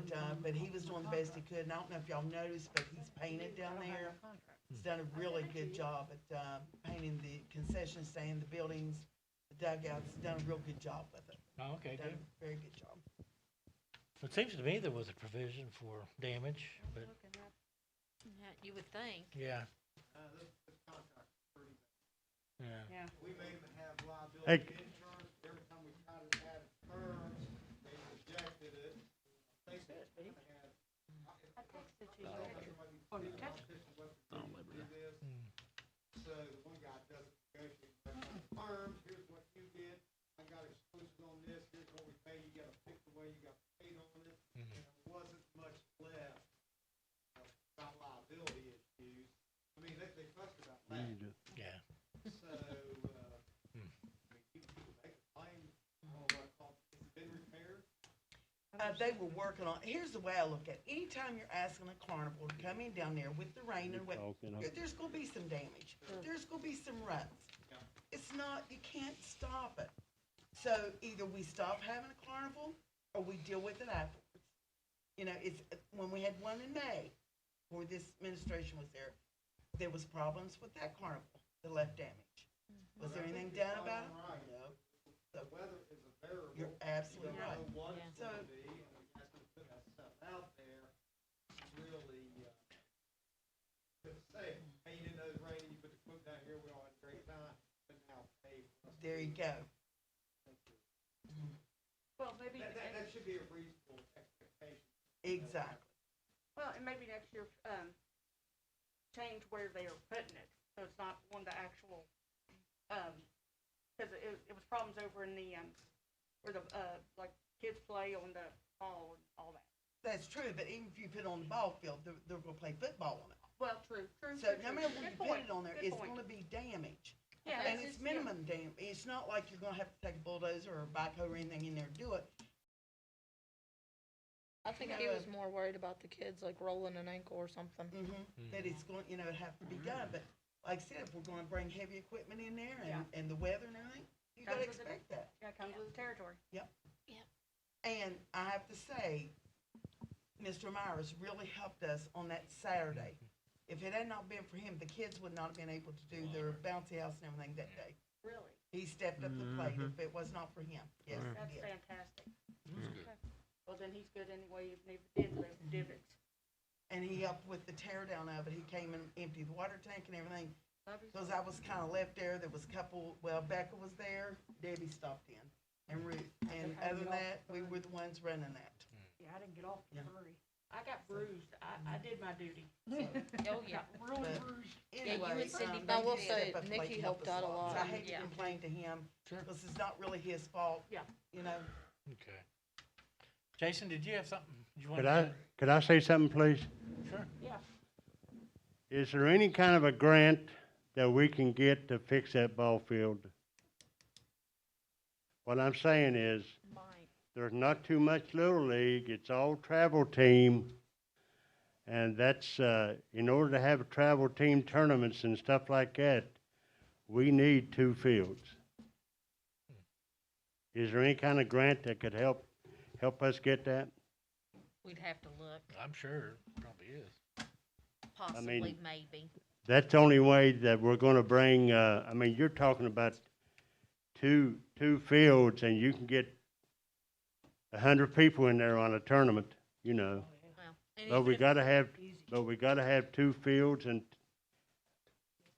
you know, up to go. I mean, that's the only way that, the Little League is not too much anymore, but, travel team is big. And we have about 4 travel teams that practices down there. Okay. So, two fields would be great if we could get a grant to help us.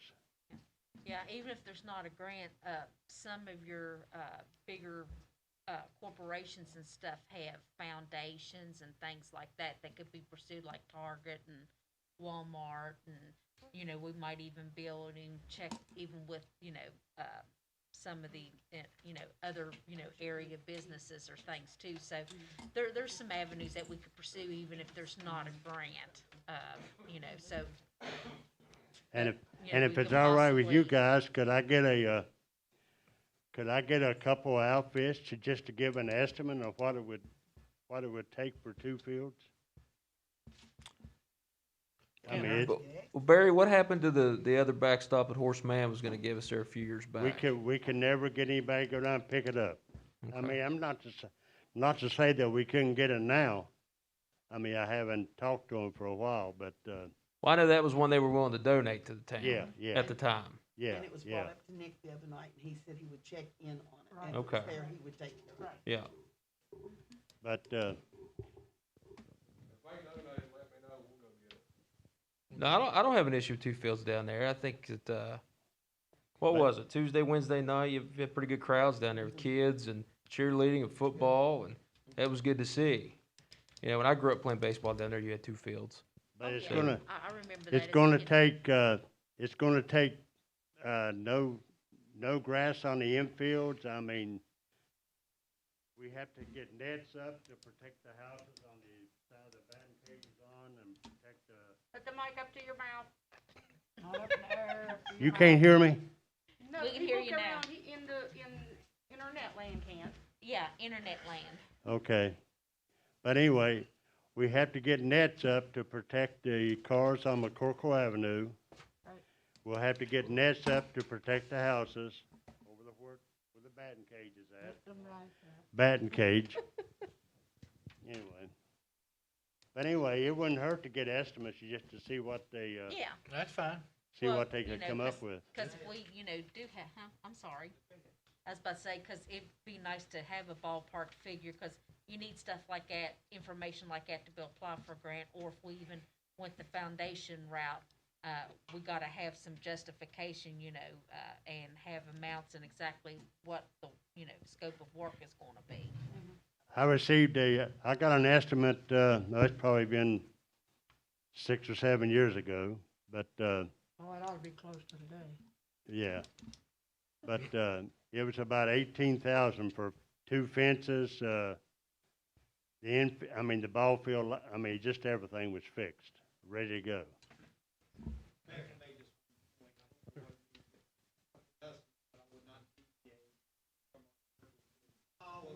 Oh, no. whatever that is, let's not go get, and I'm not suggesting anything. Do what we Yeah, earlier. yeah, absolutely. If we're gonna do it, we'll put out the bid, let's get some bids back. Right. Let's open it up right here in front of everybody, so there's no secret about it. Mhm. Right, yeah, that's right. Again, I'm not saying that anybody, I'm just Right. saying, let's go by our policy. Mhm. Yeah, dot our i's and cross Sure. our t's. Got that policy. Exactly. Okay, next on the agenda is signs needed to be posted on the ball field fence. Yeah, the day we had the kids thing down there on Saturday, we had an incident with a guy, grown man, came and got in line, tried to get on one of the bouncy houses, and he had a loaded gun. Now, I didn't see the loaded gun at first, my granddaughter did, she was washing him. I went to him because I saw him taking his shoes off, and I asked him if he was planning on getting on the bouncy house, and he said yes, and I said, well, how old are you? And Becca knows that she went behind there, called the police chief. He was there, Johnny on the spot, and he took care of it. With that being said, this state is a open carry state. But we have to have signs on that fence stating that in there with the children or on that public, that's not allowed On town Right. property. on town property. And also, we have, the neighbors down there have seen, and I've seen it, a lady's taking her dog in there several times a day, using a bathroom, not cleaning up after, and these kids are down there tonight playing football in it. It's not right. So we gotta post it. Chief Ryan said it has to be posted with signs for it to be effective. Be enforced. So we definitely need to get those signs printed. I don't know if Jason is one does that, but we do need two signs. And one is the dogs are not, permitted on there, especially just out casually walking your dog and take it in there, and the guns, no weapons. There used to be no bicycles on there and. Yeah, I'm not sure, That's there what were several signs on there, I Yeah. think the old gate. Yeah. The old fence, and then when that was taken down for that new arch, then it was Right. taken down and nobody ever put them back. That's what I was gonna say. I thought there was a no pet sign down there before. There was before, Okay. and there's nothing now. Nothing now? Nothing Okay. now. There is an ordinance, and Barry brought it to her attention one day there in front of my business, that she was not to do that. She swore she doesn't do it. She said, I don't take my dog on that dog, on the ball field, but I've seen her, and then some of the neighbors had seen her also. Brought it to my attention, so yes, she does. There is an ordinance, also an ordinance, Right, we gotta have the signs up that were took down. Yeah. Do we know where the original signs went? There's one. Is there one down there, Janet? Where's it at? What's on, what? Oh, Yeah, that's everywhere that nobody gate? uses, Yeah, so. nobody- Okay. What, was that one, no dog? Yeah, you What's can- that one, you no can move it, dogs or yeah. what? I thought that's what that Yeah, just move that one.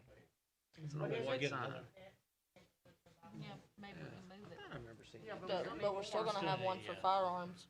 Jason, maybe Well, you we can still just need get more in that other one and places. move it Yeah. over, move it around. Yeah, but we still need it for other entrances. I understand that. but And if we firearms, get the too. main one first, it might, Do you want it to say animals and firearms at the same time? Or do you want separate? I think it Me- should be separate. I Yeah, think, firearms yeah, would be separate. personally, a no firearm sign by itself. Right. Mhm. That's me, yeah. That would be great. Thanks, Jason. Next, Halloween budget. We've got, it wasn't on there yet, so I put it on there. Yeah. Y'all, I can't remember, how much did we spend last year? I think it was- 750. 750. Well, that was the budget. Budget was 750. Yeah. and they ended up spending, we spent $736.99. And, That's close. we still I would have do it. 75 bracelets, those glow bracelets, 75 back there. Ruth and I were looking, but she's gotta order those bags tomorrow for us to get them. Oh, okay. So, Yeah, them are nice. we got the samples, but, we gotta order them tomorrow. Right. You wanna pass these down so they can look at them down on that end? This is the same one as that one. Or Really? not that one. Was the trick or treat date ever established yet? I don't think they have. Hey, Have they Barry, not? have they established it yet? Okay. Well, we'll have a meeting for trick or treat anyway. Oh, yeah. Yeah, we'll decide if we wanna follow the counties or have a I different one. would probably Oh, you do almost have to 800 follow in the your county, I budget mean. this year. So we're gonna maintain the 750 budget, or? I make a motion, we maintain that 750 budget. Okay, I have a motion to, go with a 750 budget for Halloween. Do I have a second? Second. I have a motion and a second. All in favor, say aye. Opposed? Motion carries. Okay, next on the agenda is personnel. Councilperson Skeens, anything to begin with? No, yeah. Well, down there, yeah. She didn't have an Okay. update. You're up first, BJ. First is a resolution to change the personnel time off, PTO, for new full-time employees. Recorder phone help. Sorry. But, right now, the, current, employee revamping, but, at this, right now, it has, new employees have to work 1 year before they can get any PTO, paid time off, and that's just, I think it's ridiculous. I wanna put, have the change that, instead of having to wait 1 year, we take the date they finish their 90-day probationary period, and math it, compared to, when it resets July, or January 1st, it resets, and so they would get a prorated, percentage of, PTO, because, 1 to 3 years, you get 10 days. So that way you get a prorated, I think it's fair, and, then, it's not fair for them not to get any. And then starting January 1st, everything resets, and they would automatically, just like everyone else, start fresh and get the 10 days, or people that have worked here longer, Mhm. More days, or however they wanna, Okay. I mean, what do y'all, I think it's just fair. Yeah, and most employers do that. I mean, ours does. You accumulate so much time after so many hours work, I think every 2 or 3 weeks we accumulate Oh, no, 5 this hours. isn't the accumulating thing, this is just prorated of the number of days. They would normally get 10 days, new employees, after they've been here for a year. We're prorating it based on, the amount of time they'll work in that year, and taking a percentage of the 10 days. Oh, if they're not gonna be working a full year in the Yeah, calendar year. Yeah, they get a percentage of the, prorated amount of their time compared to the other full-time. The, other part we'll discuss in a minute. Gotcha. Any discussion? Question? That makes sense. After 90 days probation, you know what kind of a person you have. What? After 90 days of probation, I think a supervisor knows what kind of employee they have. Well, yeah, that's So- what it says in our handbook, is they can be fired after that. Might as well get some PTO time too, Yeah.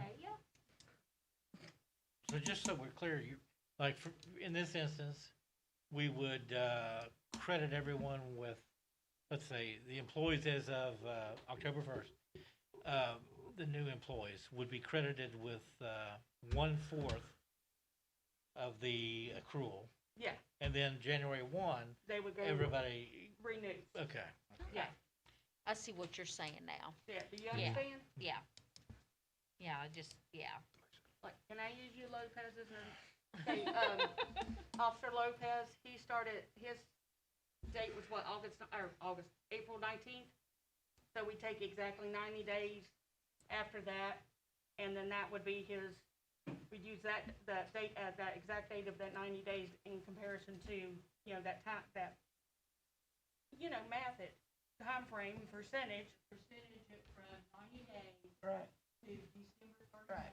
That's what I was, he gets that little bit of time. Right. Yeah, something. Hey, hey, it's better than nothing. He's having a baby. He needs it. Yeah. Well, he's not. His girlfriend. Yeah. He is. I mean, are you all, what do you all think? Do you understand? You get it? Do you get it? Yes. Yeah. You've yeah. explained it clear. I'm with you. Yeah, we're here. I'm with you. So, I'm and that, gonna nerf turn or squirrel you. and that, and that would remain PTO, right? Yes, yes. Oh, yeah. And, that way, they don't have to wait that full year. Right. Well, I mean, the only alternative would be, you know, to do what the state does, which is to accrue vacation and sick time, you know, separately. Well, if we wanna change that completely, or is that what you're wanting to Well- possibly change completely? I just,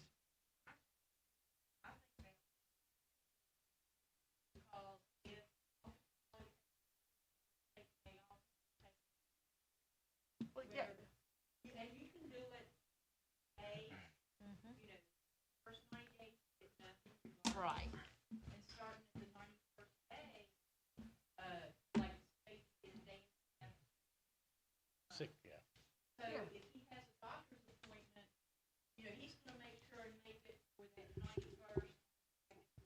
However, whenever he has a day, he doesn't have to wait here for to be able to take time off, go to the doctor. Yeah. He works day shift. Right. That's for any, that if they build their time up, that way, it would hurt people that get 10 days now, so that they can schedule their vacation. But if you did it starting on a specific day, February 1, if you start building your time up, if you don't use your time by July or August, you're gonna have enough vacation. Right. Or you can build it up, and then you would have to manage to make sure that they don't carry over more than one of the carry. Right. Well, we were talking about, if we did something like that we'd have What, go ahead. well, we talked about it wouldn't be all employees that would get that kind of time. It would just be like what, some department heads and such, but. Well, I mean, there's different ways of looking at it, but, you know, the way the state does it, I mean, it's the most equitable because, you know, say at 3 and 5 year increments, you're going to accrue a greater number of hours per month in Right. vacation. Sick time remains the same and constant. I think it's 12 hours for everybody per month. But the advantage is, you know, if you have a sickness and illness for a couple of days, you know, you don't have to use your vacation. I mean, that is the advantage versus PTO. Now, of course, for the town, it's a little more expensive, or it can be. We have to accrue annual leave as a liability, and sick time is not a liability, but it can be a little more expensive, you know, for the town. Going that way? Yeah, but I think it'd be preferred. Well, my question is if we're gonna cap them anyway, Mhm. why, if we're gonna cap them anyway, why don't we just go ahead and, this is how many days you got? I just don't understand, why that's preferred, considering we're capping them. And because we've discussed that with other, No, it's, capping them at an amount of time, but with those other ones, they were still gonna get those 2 weeks, right? sure. I mean, Or- it's fine to do that. Award your vacation on January 1. you know. I'm just asking what's, Yeah, it seems like it's like basically for the new employees, because the ones that have already been established and worked here for a few years, they got the same amount of leave every year anyway. It's just those,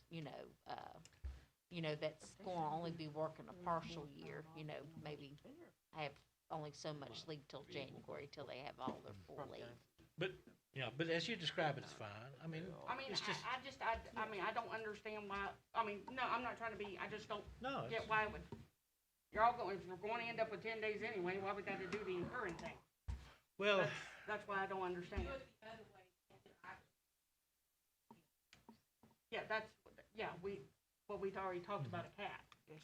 yeah, you'd have 12, because typically, I mean, it'd be 8 hours of vacation, you know, per month, plus 12 hours of sick. So you'd end up with 12 days as opposed to 10. I'm sure Matt told me. You know, if you accrued it that way.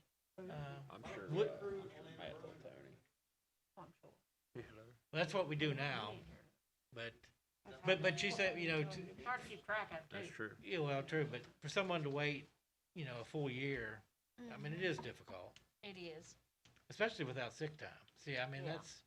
to do it without pay is, difficult. But it's up to council. Scott, what do you think what have you seen in your travels? Well, my experience is that municipalities kind of went away from sick time, vacation separate, Mhm. because employees you could sick off. If you didn't meet the 3-day workers' comp, doctors used 3 days, and they didn't even meet the doctors, they just took it sick. Yeah. So, trend was, from what I understood, PTO. on the PTO, like vacation sick, because the sick time was unruly. You couldn't keep track of it, and you had a certain segment of the population used it, basically paid time off. You got 2 days a month, 1 day a month, gone, True. used. Yeah. And it's always the case, the experience I had. Sick time was used by some employees, and it accrued, it was used, and there's nothing you can do about it. You just took it as a day off. A lot of times on Fridays, Mondays, Which will be addressed in PTO the is a little different. Now sick time will stay leaves by your cost, you didn't pay for sick time, but accrued vacation leave you would typically take in separation. Employment, same thing with PTOs, Some people here are sick. Yeah, Some people are inclined to do that. Yeah. I've just never worked where you No. incurred it, I just automatically, it, every it, year you just get it, so that's why I don't it's just more employee friendly, but PTO is the trend for sure. Oh, yeah, well, our company, that's the only thing that they have, but that's what it is, you know, every pay period, you know, for your first 5 years, you accrue like 5 hours of PTO, and then, you know, after 5 years, it's like 7 hours or something. Yeah. And it comes out to about 10 days a year. You have two kinds of people. The employee that's necessarily, or when they're sick, or when they want to go on vacation. And the other employee, I get 4 hours, I'm taking. So, I mean, you have to think, you all know, bosses know what kind of employees they have. Mhm. Are they gonna be trying to take the leave as soon as they get it? Or are they gonna say they're leaving for COVID? Right, That's, I think that's better. right. But, you know. Not anymore. No. Okay. Nope. So, you know, if I get it, then I just take off, I have to take off. Well, Let's go with the PTO. But you have two kinds of employees, that's what you have to I decide. just didn't what understand, kind of like I said, but I've never worked in it No. and dealt with that. well, kind of stuff. and, you know, and like some companies handle that, cause that is accurate, you know, I mean, you know, some things can't be absolutely, if you've had a heart attack or something, but we have a policy, you can't take off if you don't have the hours. You're subject for termination. So that takes care of those that will go, okay, I'm gonna go ahead and take my Well, 5 without hours. without approval. Right. Yeah. You know, if you don't have hours, you can't take off. You know, unless it's something serious and major. So, just to summarize, so the proposal would be, for the 90-day period, After the 90-day period, you would accrue whatever's left in the year, basically. yeah, you'd be prorated. Right, prorated. That's how I, That's a better Yeah, term. that's a better, yeah. And then January 1, everybody's effectively awarded their PTO for the, everyone's reset, just like it Okay. is now. okay, so that's what's on the table. So do I have a motion to accept? I'll make a motion. Motion, do I have a second? Make a second. All in favor say aye. Ah, Opposed? Motion carries. Very good. You're welcome, Lopez. good then. Council, Scott, I forgot an item. Need to back up if that's okay? Yep. Okay. Backing up to the one where we hired the police chief. Don't worry. Way back up. I forgot the second part that said other staffing. So, yeah. The second part of that involves our, new clerk, court clerk. I'm sorry?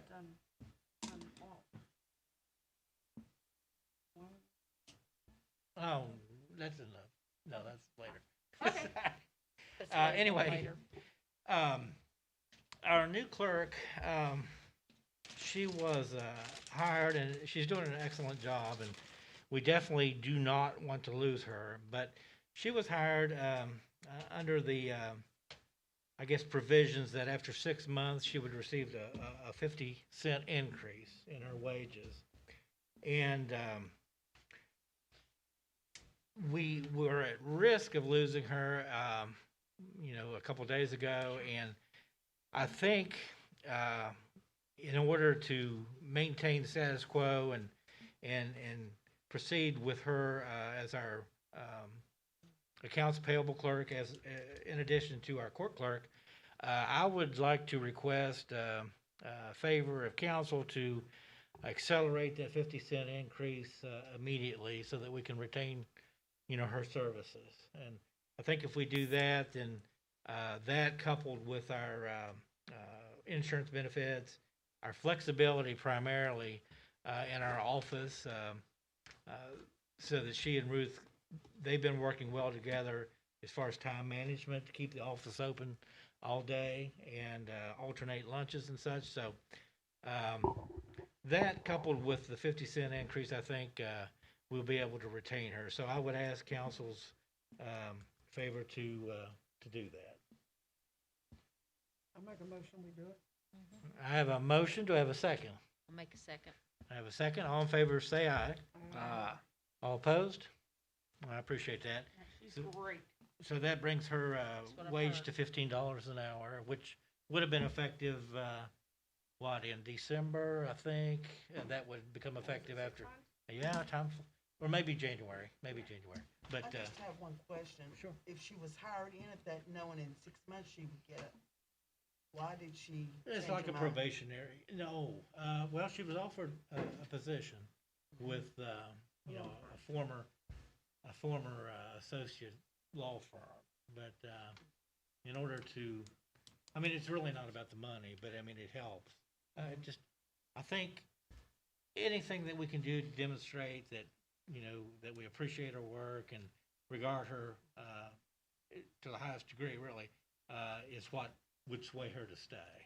So, I know it doesn't sound like a lot, but No, it's not, but that was just my question. If I was hired in somewhere knowing 6 months I get a raise and all of a sudden, a month or two later, I said, I want my raise Oh, now. no, she wasn't. No, saying no, that. She didn't no. say that. She Okay. didn't, No. no, not at all. No. She just told us about that she was, Just don't want they had offered her, and, she was already on the fence whether to take it or not. Okay. And she's, yeah, she made no demands at all. no, not at all, not at all. She's not that type. She's, Well, as Scott knows, it's very, I use the term rigid as far as your time. You're not as flexible in the evening to leave if you have, court work you have to do. And so it's not that we're lax, but she appreciates, the work, environment that we have here. And, and the offer by the other, entity was considerably more. We're talking, maybe 70 to 80% more money, so it's not about well, the money. over time, it Right, was, but it was more than us. but it's this gesture, I think, that helps, cement the So you relationship. think she'll stay with us? I do. Yes, I yes, she is. Not, I appreciate that. She wants to stay, So thank you very much. but just making sure she did.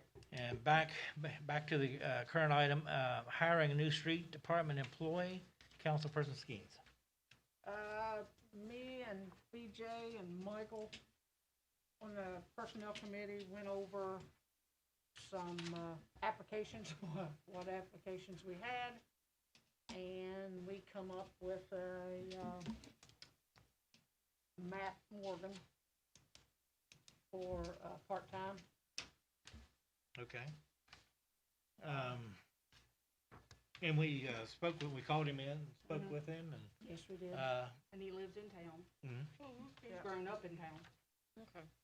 I think, my opinion, I think it'd be a good hire. Yeah. Be helpful to street department. Any other discussion or conversation? Okay.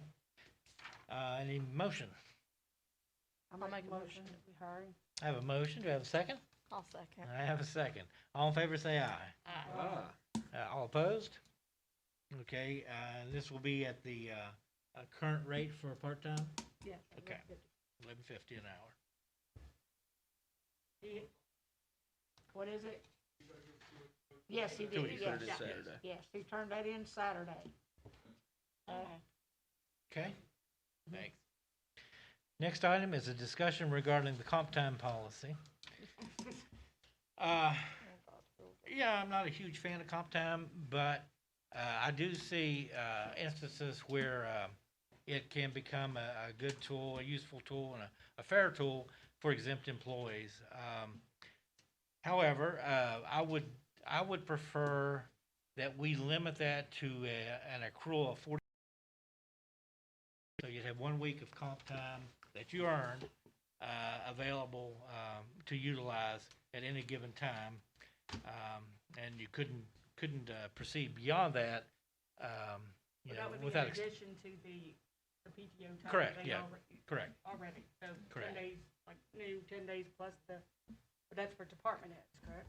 Yes, for exempt employees only. So we would have, very limited number of exempt employees. Right. But this would be, I think, only fair and would not discourage, hard work. I mean, you don't want to discourage your employees from working just because it's not available. I'm exempt employee, but, you have a job to do, and I feel like our employees will do that job. But I think it's fair to reward hard work with comp time to a degree. Like I say, I would like to limit that, and at which time it would need to be utilized and then replenished with additional work over and above the stated number of hours. So that would be what I would propose. I don't think we have a resolution on that, though, right? Okay. So, as a general policy, I would ask council consider the ability for an exempt employee to earn up to 40 hours of comp time moment without utilizing a portion of that prior to any further accrual. If that makes sense. Yeah. It's getting late. I may not make a lot of sense. Yeah. Yeah, exactly. So, We'd be able to carry it over. comp time, to the next, sure. and we'll, if somebody asks for it to be Yeah, I think it's payable. It's a liability. comp time accrues, same as over. Right. But at 40 hours, I mean, to me, that's reasonable.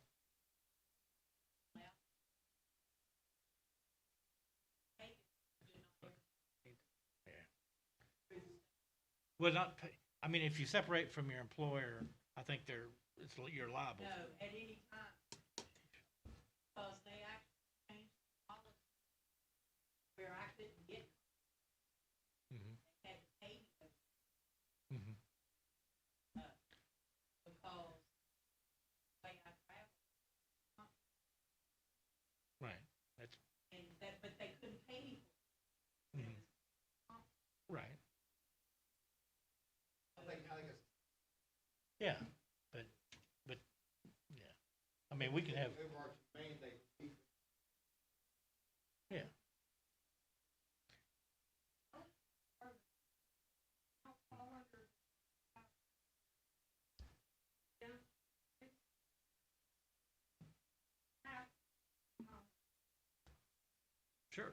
But we're only talking about exempt employees that would be eligible. Yeah, we're only Right. talking, yeah. Yeah, Right. we're only talking Talk about about the exempt. exempt. Correct. But we can do it if we want to, right?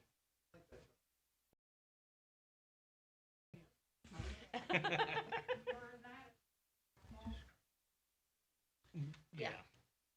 True. It's 40 Yes. hours. Oh, yeah, That's yeah. okay. But yeah, it's talking about capping it at 40 and they have to use it, or they can't accrue anymore. Correct. So, well, are they gonna be able to only accrue 40 period for a year? No, Or it's every time they accrue 40, then they can, They gotta use some they of have it. to use it. Needs to be approved use. well, that's pretty Cause good. otherwise is good. it's capped. It's good. That's good for Ruth. Yeah. He's already got it. Yeah. But it's up to council. I mean, if you disagree, but, No, it seems like it's a fair policy and kinda keep it from running into some of the situations that we have. Mhm. It's still fair to the employee, but also too keeps us from, Do we need a resolution before we do this? probably. Well, yeah, I think, Well, don't necessarily have to have one. I think we might all look and see what policy. Okay.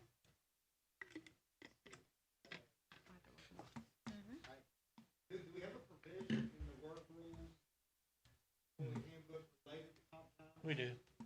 What's it say? It's unlimited currently. It's a problem, As we've seen. as we know. Well, when I earned comp time with DOH, I was required to use it within the next pay period. Yeah. I mean, you Some know, places annually, you're screwed and don't screw it over. If, whereas municipalities, like the pension, comp time, put it on the payout, or use it over years.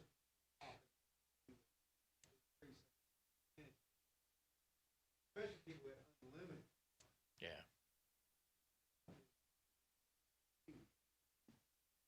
I mean, I don't think you can pass it. I prefer to have a written, resolution, but I think you can pass it. And, they wouldn't bring something to the meeting. And preference.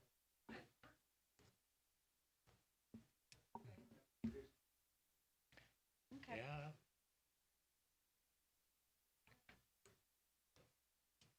Yeah, I think it's a liability of the entity. But anyway, what's council's pleasure? You wanna proceed or wait or, To me, I think it'd be better if we got something in writing. okay. To me. I don't know about everybody else. No, I'm good with the structure, like if Scott says, need that piece of paper, I'd rather have that piece of paper that says so than, Yeah. I think that'd be the route to take. oh, and exactly how they incur it, like how Right. many hours and Right. stuff. Right, I had something like that, and I pulled it out of my head. Sorry, I'm talking. That's okay. Council's pleasure. Okay. Sure. Okay, Okay, perfect. okay, well, we'll have that on the next agenda then. Okay. All right, next item is a discussion regarding janitorial services at City Hall and the Rec Building. We need, in my opinion, to hire a firm probably, to take care of this for us. We currently, don't have anyone to perform those duties, at City Hall, other than those that they're here, working their normal jobs, and I really don't think it's appropriate, especially given the COVID disease and everything that's currently happening. And plus, I'm not comfortable with asking them to do so. Yeah. It's not in their job description. Well, So- that's something I asked for the last administration, was to look at a janitorial service, so. So I kind of, I've talked to Ruth. Two of us feel like maybe someone to come in Monday and maybe Thursday at Town Hall, 2 days a week. Of course, in the interim, I mean, we can empty our own trash cans and things like that. Oh, yeah. But as far as mopping and, bathrooms. I mean, 2 days a week should be sufficient at town hall. It gets a little more complicated at the rec building. May need another day, maybe 3 days a week. Maybe, Friday and maybe a Monday and maybe Monday, Wednesday, Friday, to make sure that the weekend's good and then to take care during the week. But, what's everyone's thought on that? I don't think it would be that expensive. Barry?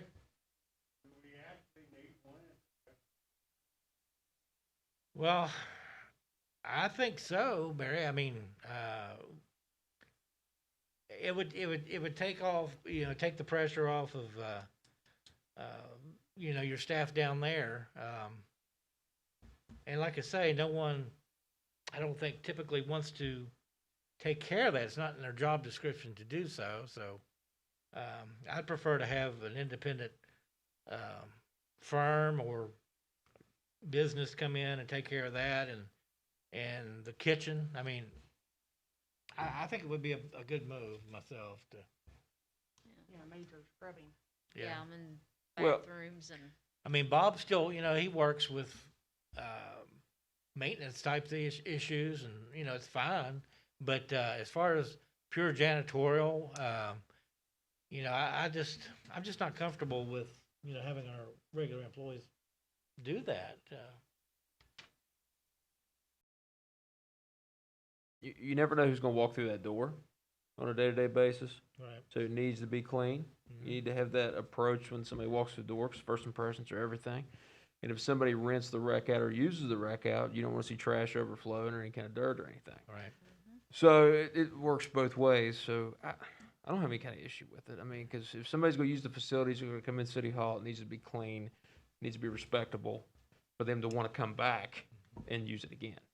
Well, in the future, we could always add the Bill Wells Park facilities. Absolutely. mhm.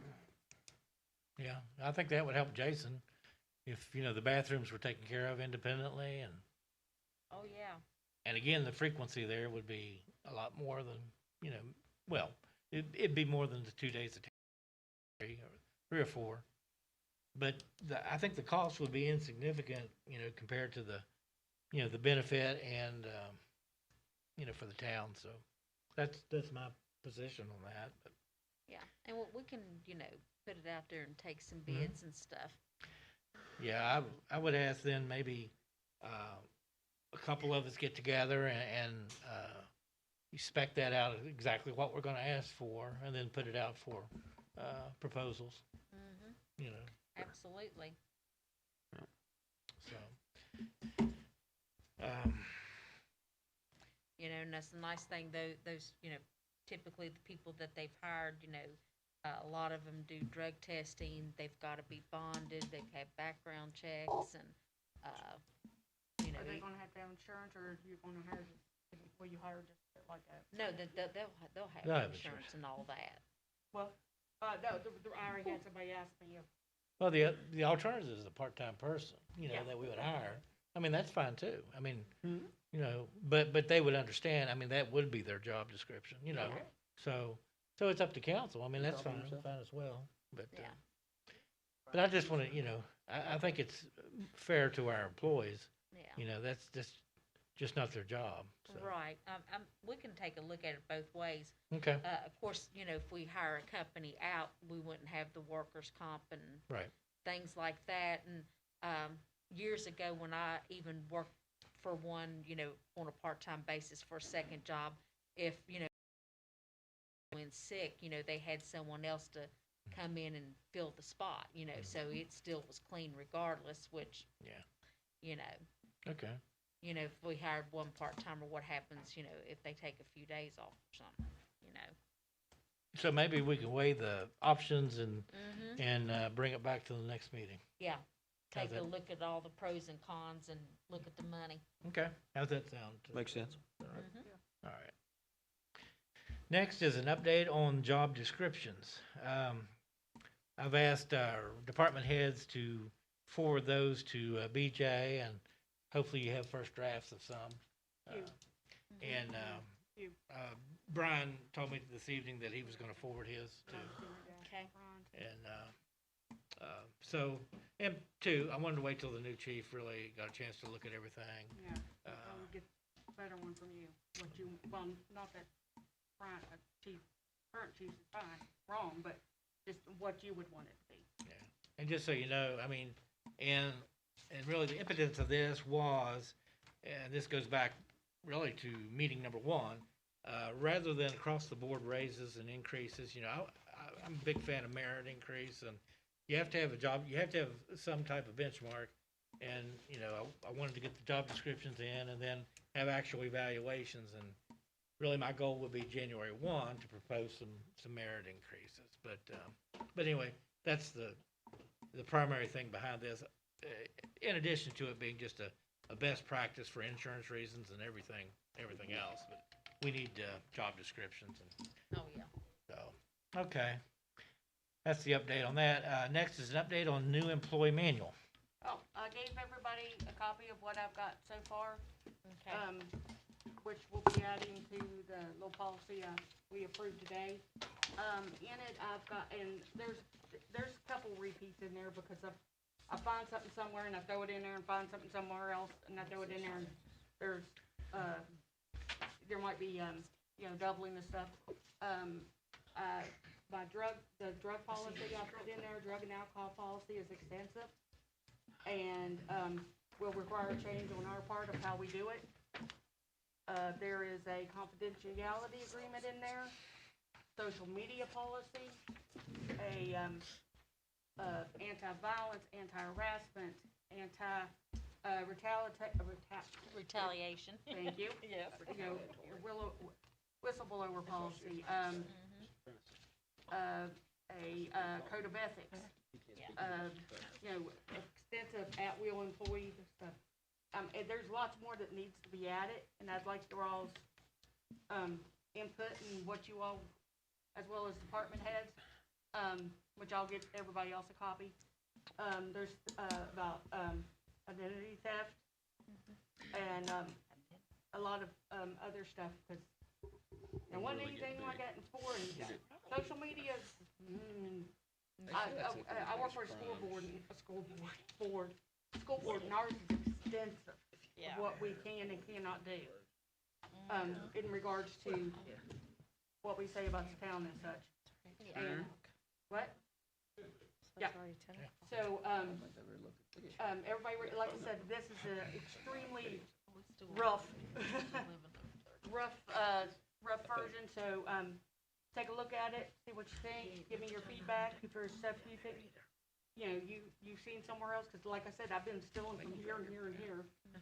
'Cause, you know, With the retaliation stuff, did you add bullying or? there's anti-bullying, anti-violence, Okay.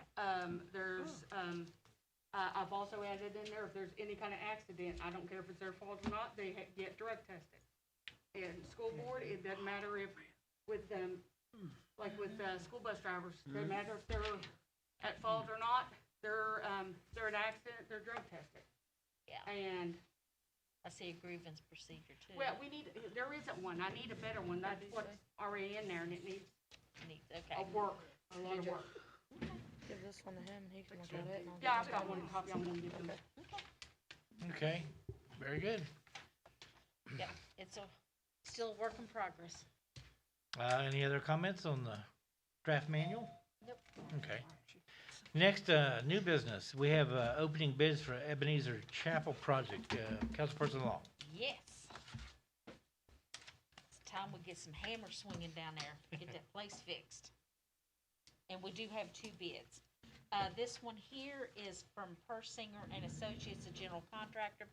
And where Ebenezer Chapel is a historical landmark, not every contractor can bid on something like this. They've got to be kind of expertise in doing that kind, so that's why there's only 2 bids, because there's not a lot of contractors that are authorized to work on historical landmarks.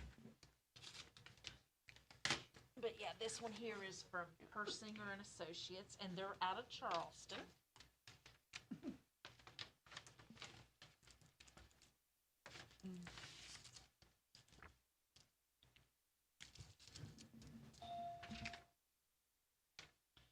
Okay, and for the scope of work that has to be completed by November the 30th is the roof and the, windows, and then, other repairs need to be done by, next April, which is like to the doors, the walls, the pews, and was there anything else? I know we was gonna put in a security system and things like that.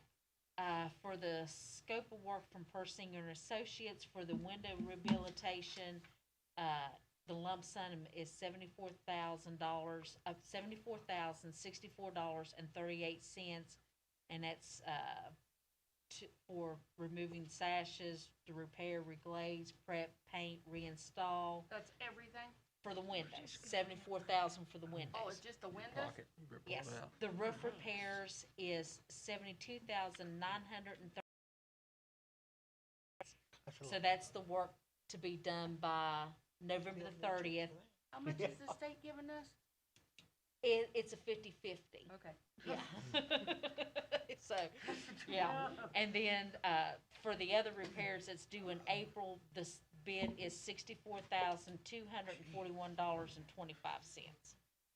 So, yeah, and it's all kind of like right there. And the second one here, it's not on the envelope, but I'll see who it is. So you can see it's just a plain envelope, so I don't know exactly who the bid is from until we get in here. Take it off. This is Gonde Enterprises, and they're located in Charleston too.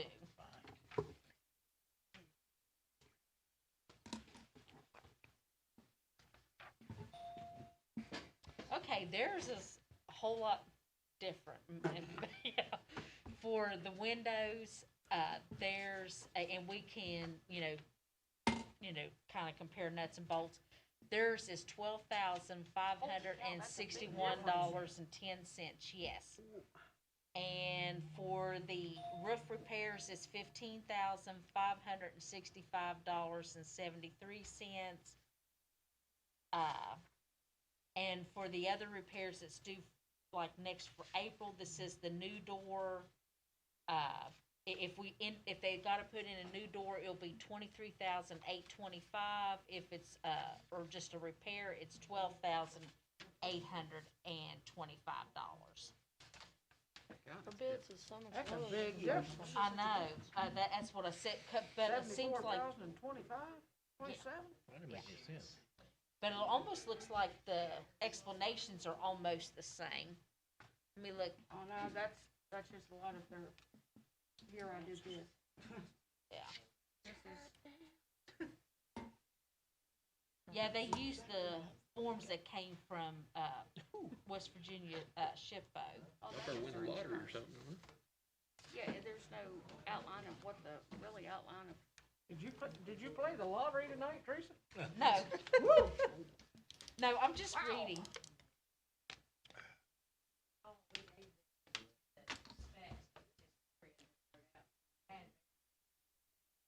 Right.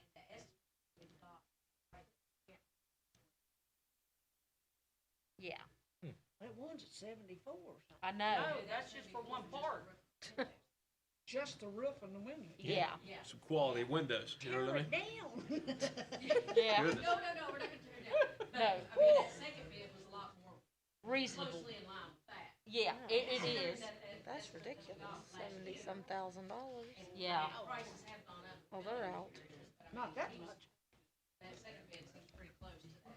And originally, I know, that's what I said, it looks, that's why I was looking at the specs to see if there was any, but it looks like, they used the form that came from SHPO with those specs, and that's what it is, so clearly, my recommendation for police is cancel, we need to go with Gonde Enterprises. Yeah, that first guy. Yeah, he that done. first company, they's gonna build a whole new church. Probably a good call to avoid spending $74,000 on a roof and some windows. Yeah, Yeah. well, the 74 was just for the roof, 72 was for the windows. Whoa.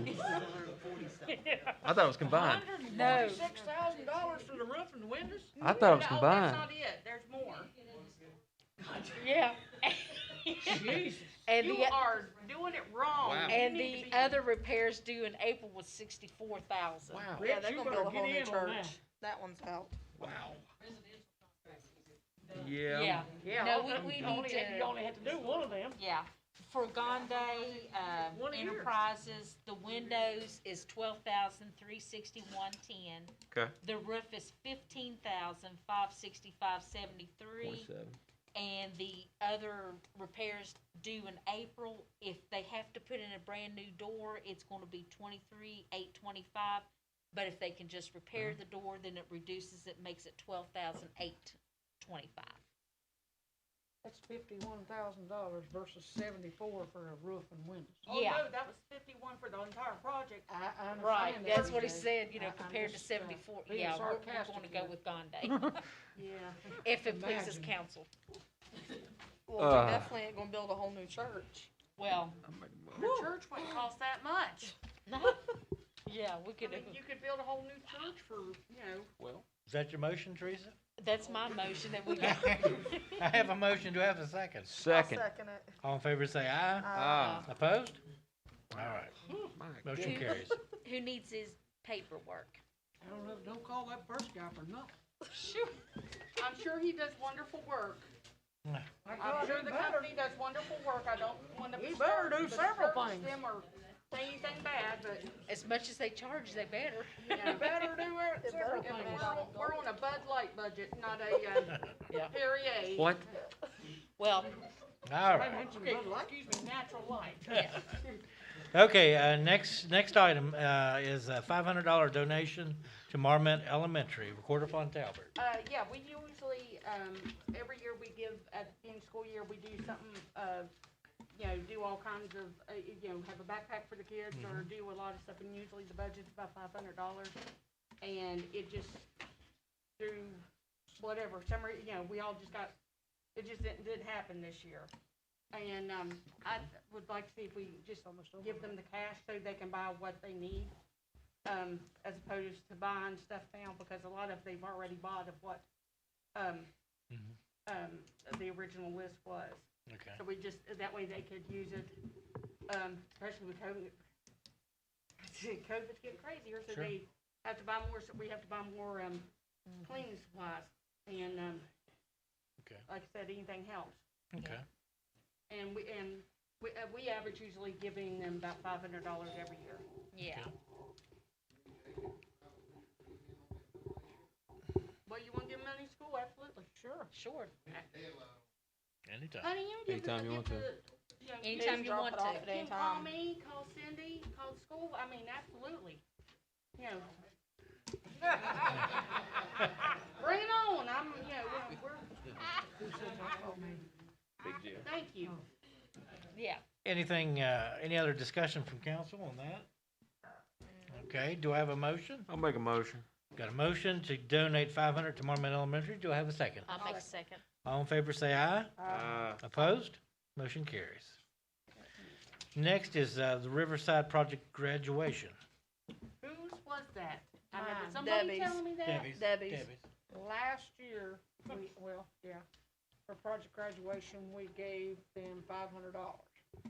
And we told them, that they said they were gonna buy 5 TVs with it, like, to give away at project graduation. So I think we ought to do that again this year, 'cause it does go for a good cause for the kids. Okay. Is that your motion? Yes. Do I have a second? I'll second. All in favor say aye. Opposed? Motion carries. Who seconded? I did.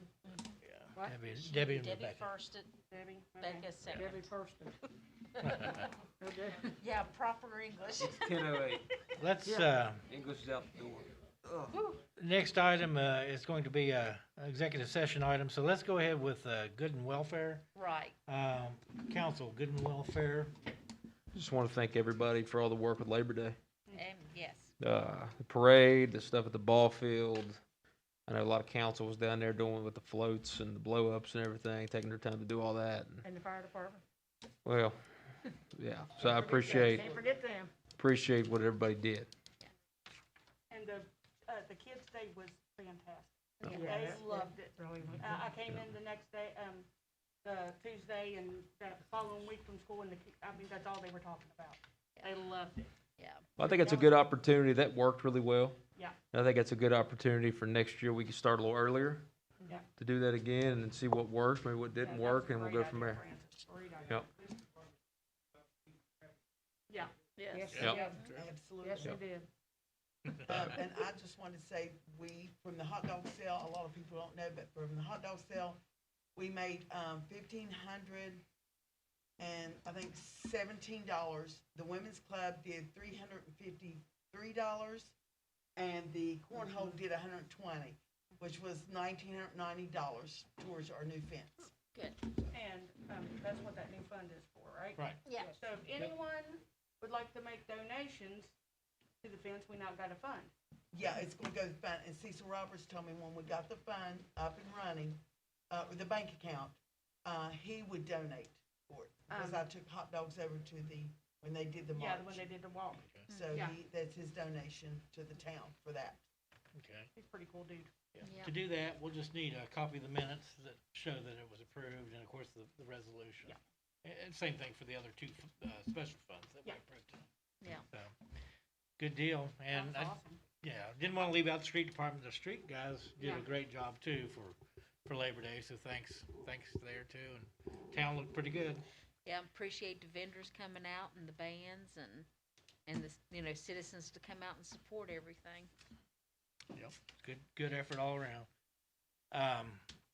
Public comment. Okay. Okay. Make sure you turn the, mic on.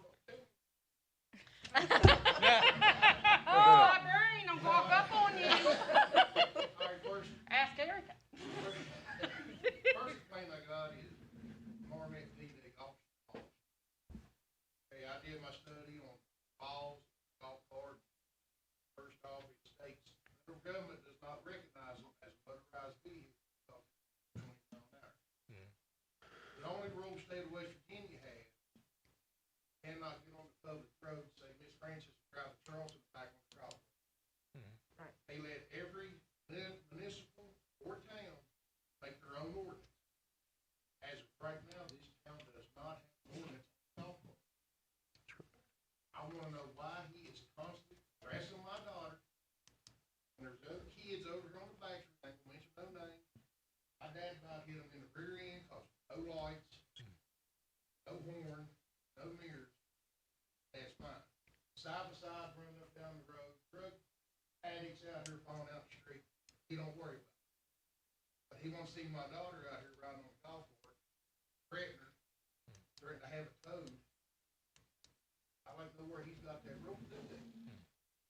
As I told you on the phone, I would not let her on it until I come up here and have a talk. That being said, nothing towards y'all. The next time he harasses her, putting a lawsuit on his town for harassment. Has no right to harass her. Nothing to do in his town. I'd rather see her on a golf cart than out here with the wrong bunch of people for drugs, smoking, drinking, stealing, and drinking. I don't know what his deal is, but I like to have you have a talk to the chief, things back on. Can't get out here. Just went and bought her a new one. Spent almost $1,000. Turn signal, windshield, four-way flash, horn. It's got everything. I don't see what. One day, Lisa, and we have that. We got all We that. insure, she's got learned. We insure everything. So, every Saturday ago, she was going down by school, we tell her, we don't want you on the sidewalk, stay in the back. You know what I mean? Across the road, well, she was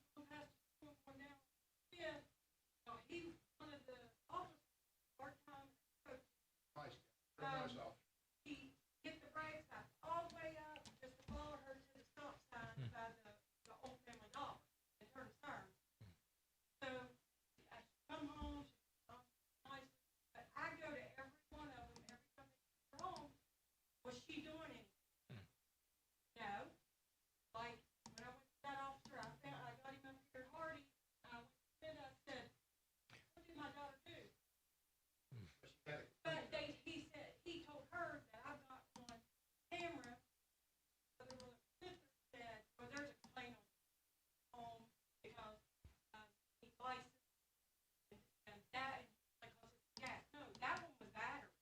So you're gonna tell me that, you know, since it's gas, it's not his car? She has to go home, just like Memorial, Labor Day. She was on it, and, you know, she crossed the street to get, and he looked at her, he said, you need to go home now. It's time for you to go home. I went back up there. You're not to tell my, what did my daughter do? She didn't do nothing. She just needs to go home. You're not gonna tell my daughter that she needs to go home. She's not out at dark, after dark. She's not out after dark at all.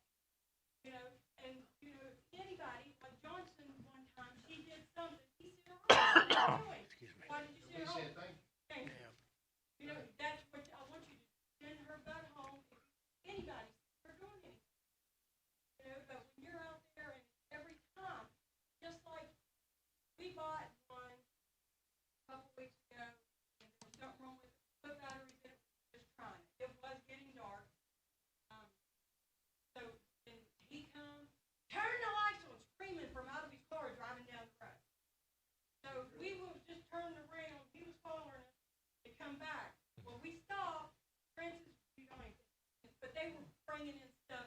He was like, you know, there's a carnival. So we stopped there. Well, my father-in-law was first, so we went after him. Well, Walls and Gary was talking right there at the Army Center. And we were getting ready to cross the street at home. But now riding on, he pulled up on us like he come from Chesapeake, like 90. License? No, he said, what did I do? You know, he did get hot-headed. You know, we're paying $300 fine for that, you know, but. Which I don't feel I should have to pay court costs if I did. I feel I should have to pay court costs. I will pay the $150. Why do they go what you make? Yeah, we had to show them what he made, and then they give him a ticket. That's not us.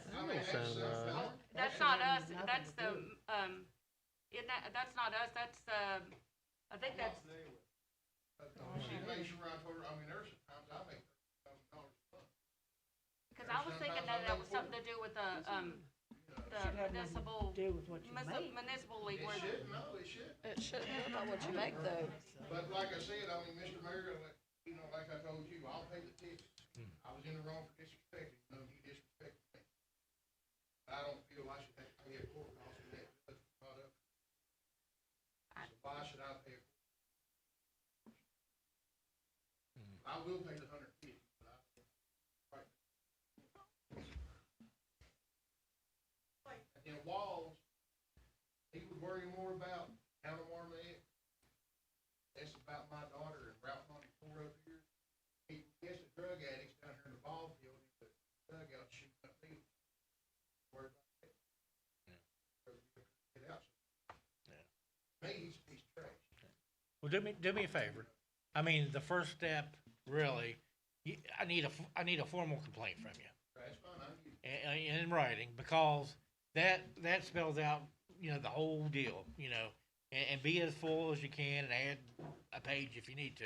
But please do that, and then, I mean, in the current administration, I'm talking the current PD, that's the initial step, you know, and it's different from administration to administration, and I know that you saw tonight that that's changing, you know, but for the next, 2 weeks or so, we still need to follow that procedure. So please, you know, put the complaint in writing, and, you know, I'll make sure that it's followed up on. I mean, you know, that's my responsibility to do that. All I'm asking is get it back off my clock.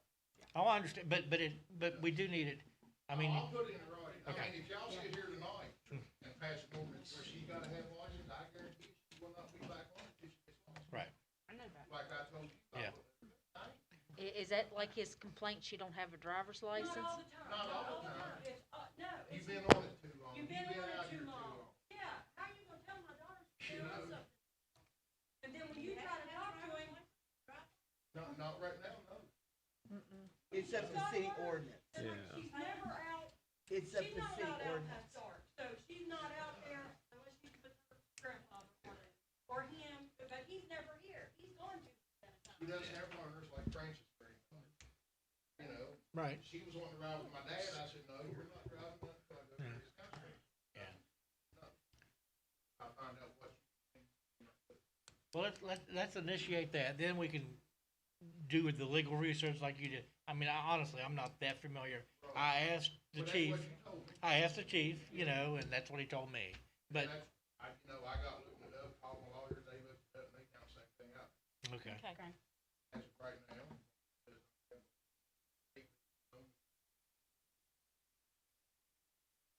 Called on May before, then, they, you know, they got the right to time. Yeah, okay. That's fine to get on her, but when you're just telling her, like you're chasing her down just to, Hmm. Harass.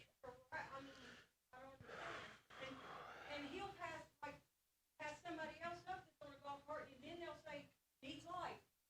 All of ours have lights, but I can point out 3 of them don't have lights, they go by at nighttime, and he don't do anything. Okay. It's just like, Well, and, you know, I mean, it's just like. I just went back. okay. All right. Pass an ordinance, I'm sure Miss Francis will tell me, or BJ will tell me, I got one too, so yeah. Right. and she won't be back on it, if y'all pass one, you know, I ain't got a problem. Until then, I'm gonna let it ride, Okay. you know, just Yeah. turn it back off, Yes. that's all we ask. Okay. All right. Appreciate you. Thank Yeah, you. if y'all need a copy of, do you need me to print you out a copy of the, None of that I'll print it, matters. None of that sounds good. The form, can plain. well, I'll get it to you. Complaint form? Yeah, Yeah, we'll Thanks. take care of it. Thank you. You too, thanks. I'll, Michelle, I'll message you. I was gonna say if you print it out, I was thinking about that when Oh, okay. blank. Yeah. I was thinking about that. First thing. Yeah. Thanks. Thank you. Appreciate you guys coming out. Any other public comment? Yeah. Lopez and his dad. Yeah. Mike, Microphone. you didn't even introduce your daddy. Turn it on.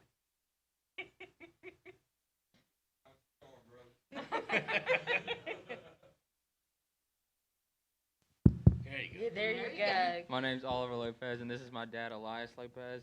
Nice to meet you, sir. He's the one that's trying to build this Mexican restaurant over here, and he just wants to know if I mean, he's put all his money into the restaurant now, and we're getting to the last stage, like we're trying to get the last things to get it opened, and he was just asking if you guys would like help him or something, any way to help him, because he needs like a sprinkler system to be put on by somebody certified, and concrete in his walk-in cooler and stuff like that.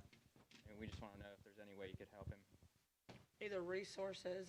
Oliver came to me a couple days ago. Either maybe some resources that we can guide him to get some help, which I called Frances, I think, and maybe she could help me. Or possibly maybe we can make a donation to him since he's bringing in like B&Os. No, we have no Scott. idea where to go. I don't think we can do that. Well, I've got one better than that. The Kanawha County Commission had a $10,000 grant That's right, that's right. for new businesses in East. So right. I'll That's where contact we them were tomorrow going. for you and Yeah, see if we can that'd work. Okay. see if we can get that. I know And- one that got that. Yeah. Yeah, it works. I was gonna say, cause I called Frances and I had no clue of anything like this. I don't own a I don't know of any business. other. I'll pay in advance for food. I go to the That restaurant all one the being time. Taming in the old NAPA building, she got one when she was in there. She Oh, started okay. out with Me the criminal too. shop, Okay. and then she got one for the restaurant. Okay, good. There could be some enchiladas with I my think name it on would it. be. So, yeah, if I could get your contact info and everything, and I'll contact them tomorrow, I promise. All right, thank you so much. I Thank think you. the pictures you, put on Snapchat or, I don't know. TikTok. That's it. TikTok. Yeah, I did it for my dad. I put I made a It looks GoFundMe. beautiful. I made a GoFundMe and then made a TikTok for it to It get looks more. beautiful inside. Cool. Yes, It there really is a does. GoFundMe if anybody would, wanna help him out. But it's beautiful. Yeah, But we'll- yeah, county commission, that would be a good route to go. Yeah, like I said, I had no idea where to even start. I knew about the Sure. Small Business Administration. That's the first SBA. thing came to my head, but Development office. I mean, there's, but 10,000, do you know approximately what your cost would be? I believe it's around 5,000 to 6,000. Okay. That's what I believe. Okay. And that's just to open up. Yeah. And he probably won't get the liquor license at first. He's probably gonna open up just for food, Mhm. and later on Sure.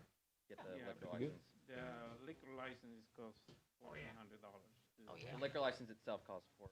Oh, Yeah. No, don't wait too long to get the liquor license, okay? And,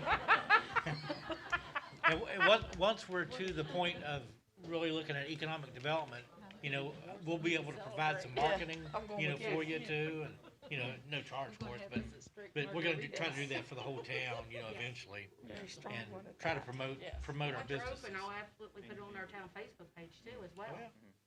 And I'll buy you an ad for the paper. I got pretty good connection with the guy for the paper, so I can talk with him and see if we can, when you get ready to open, you get a start date, and let me know, and I'll get you an ad in the paper for it.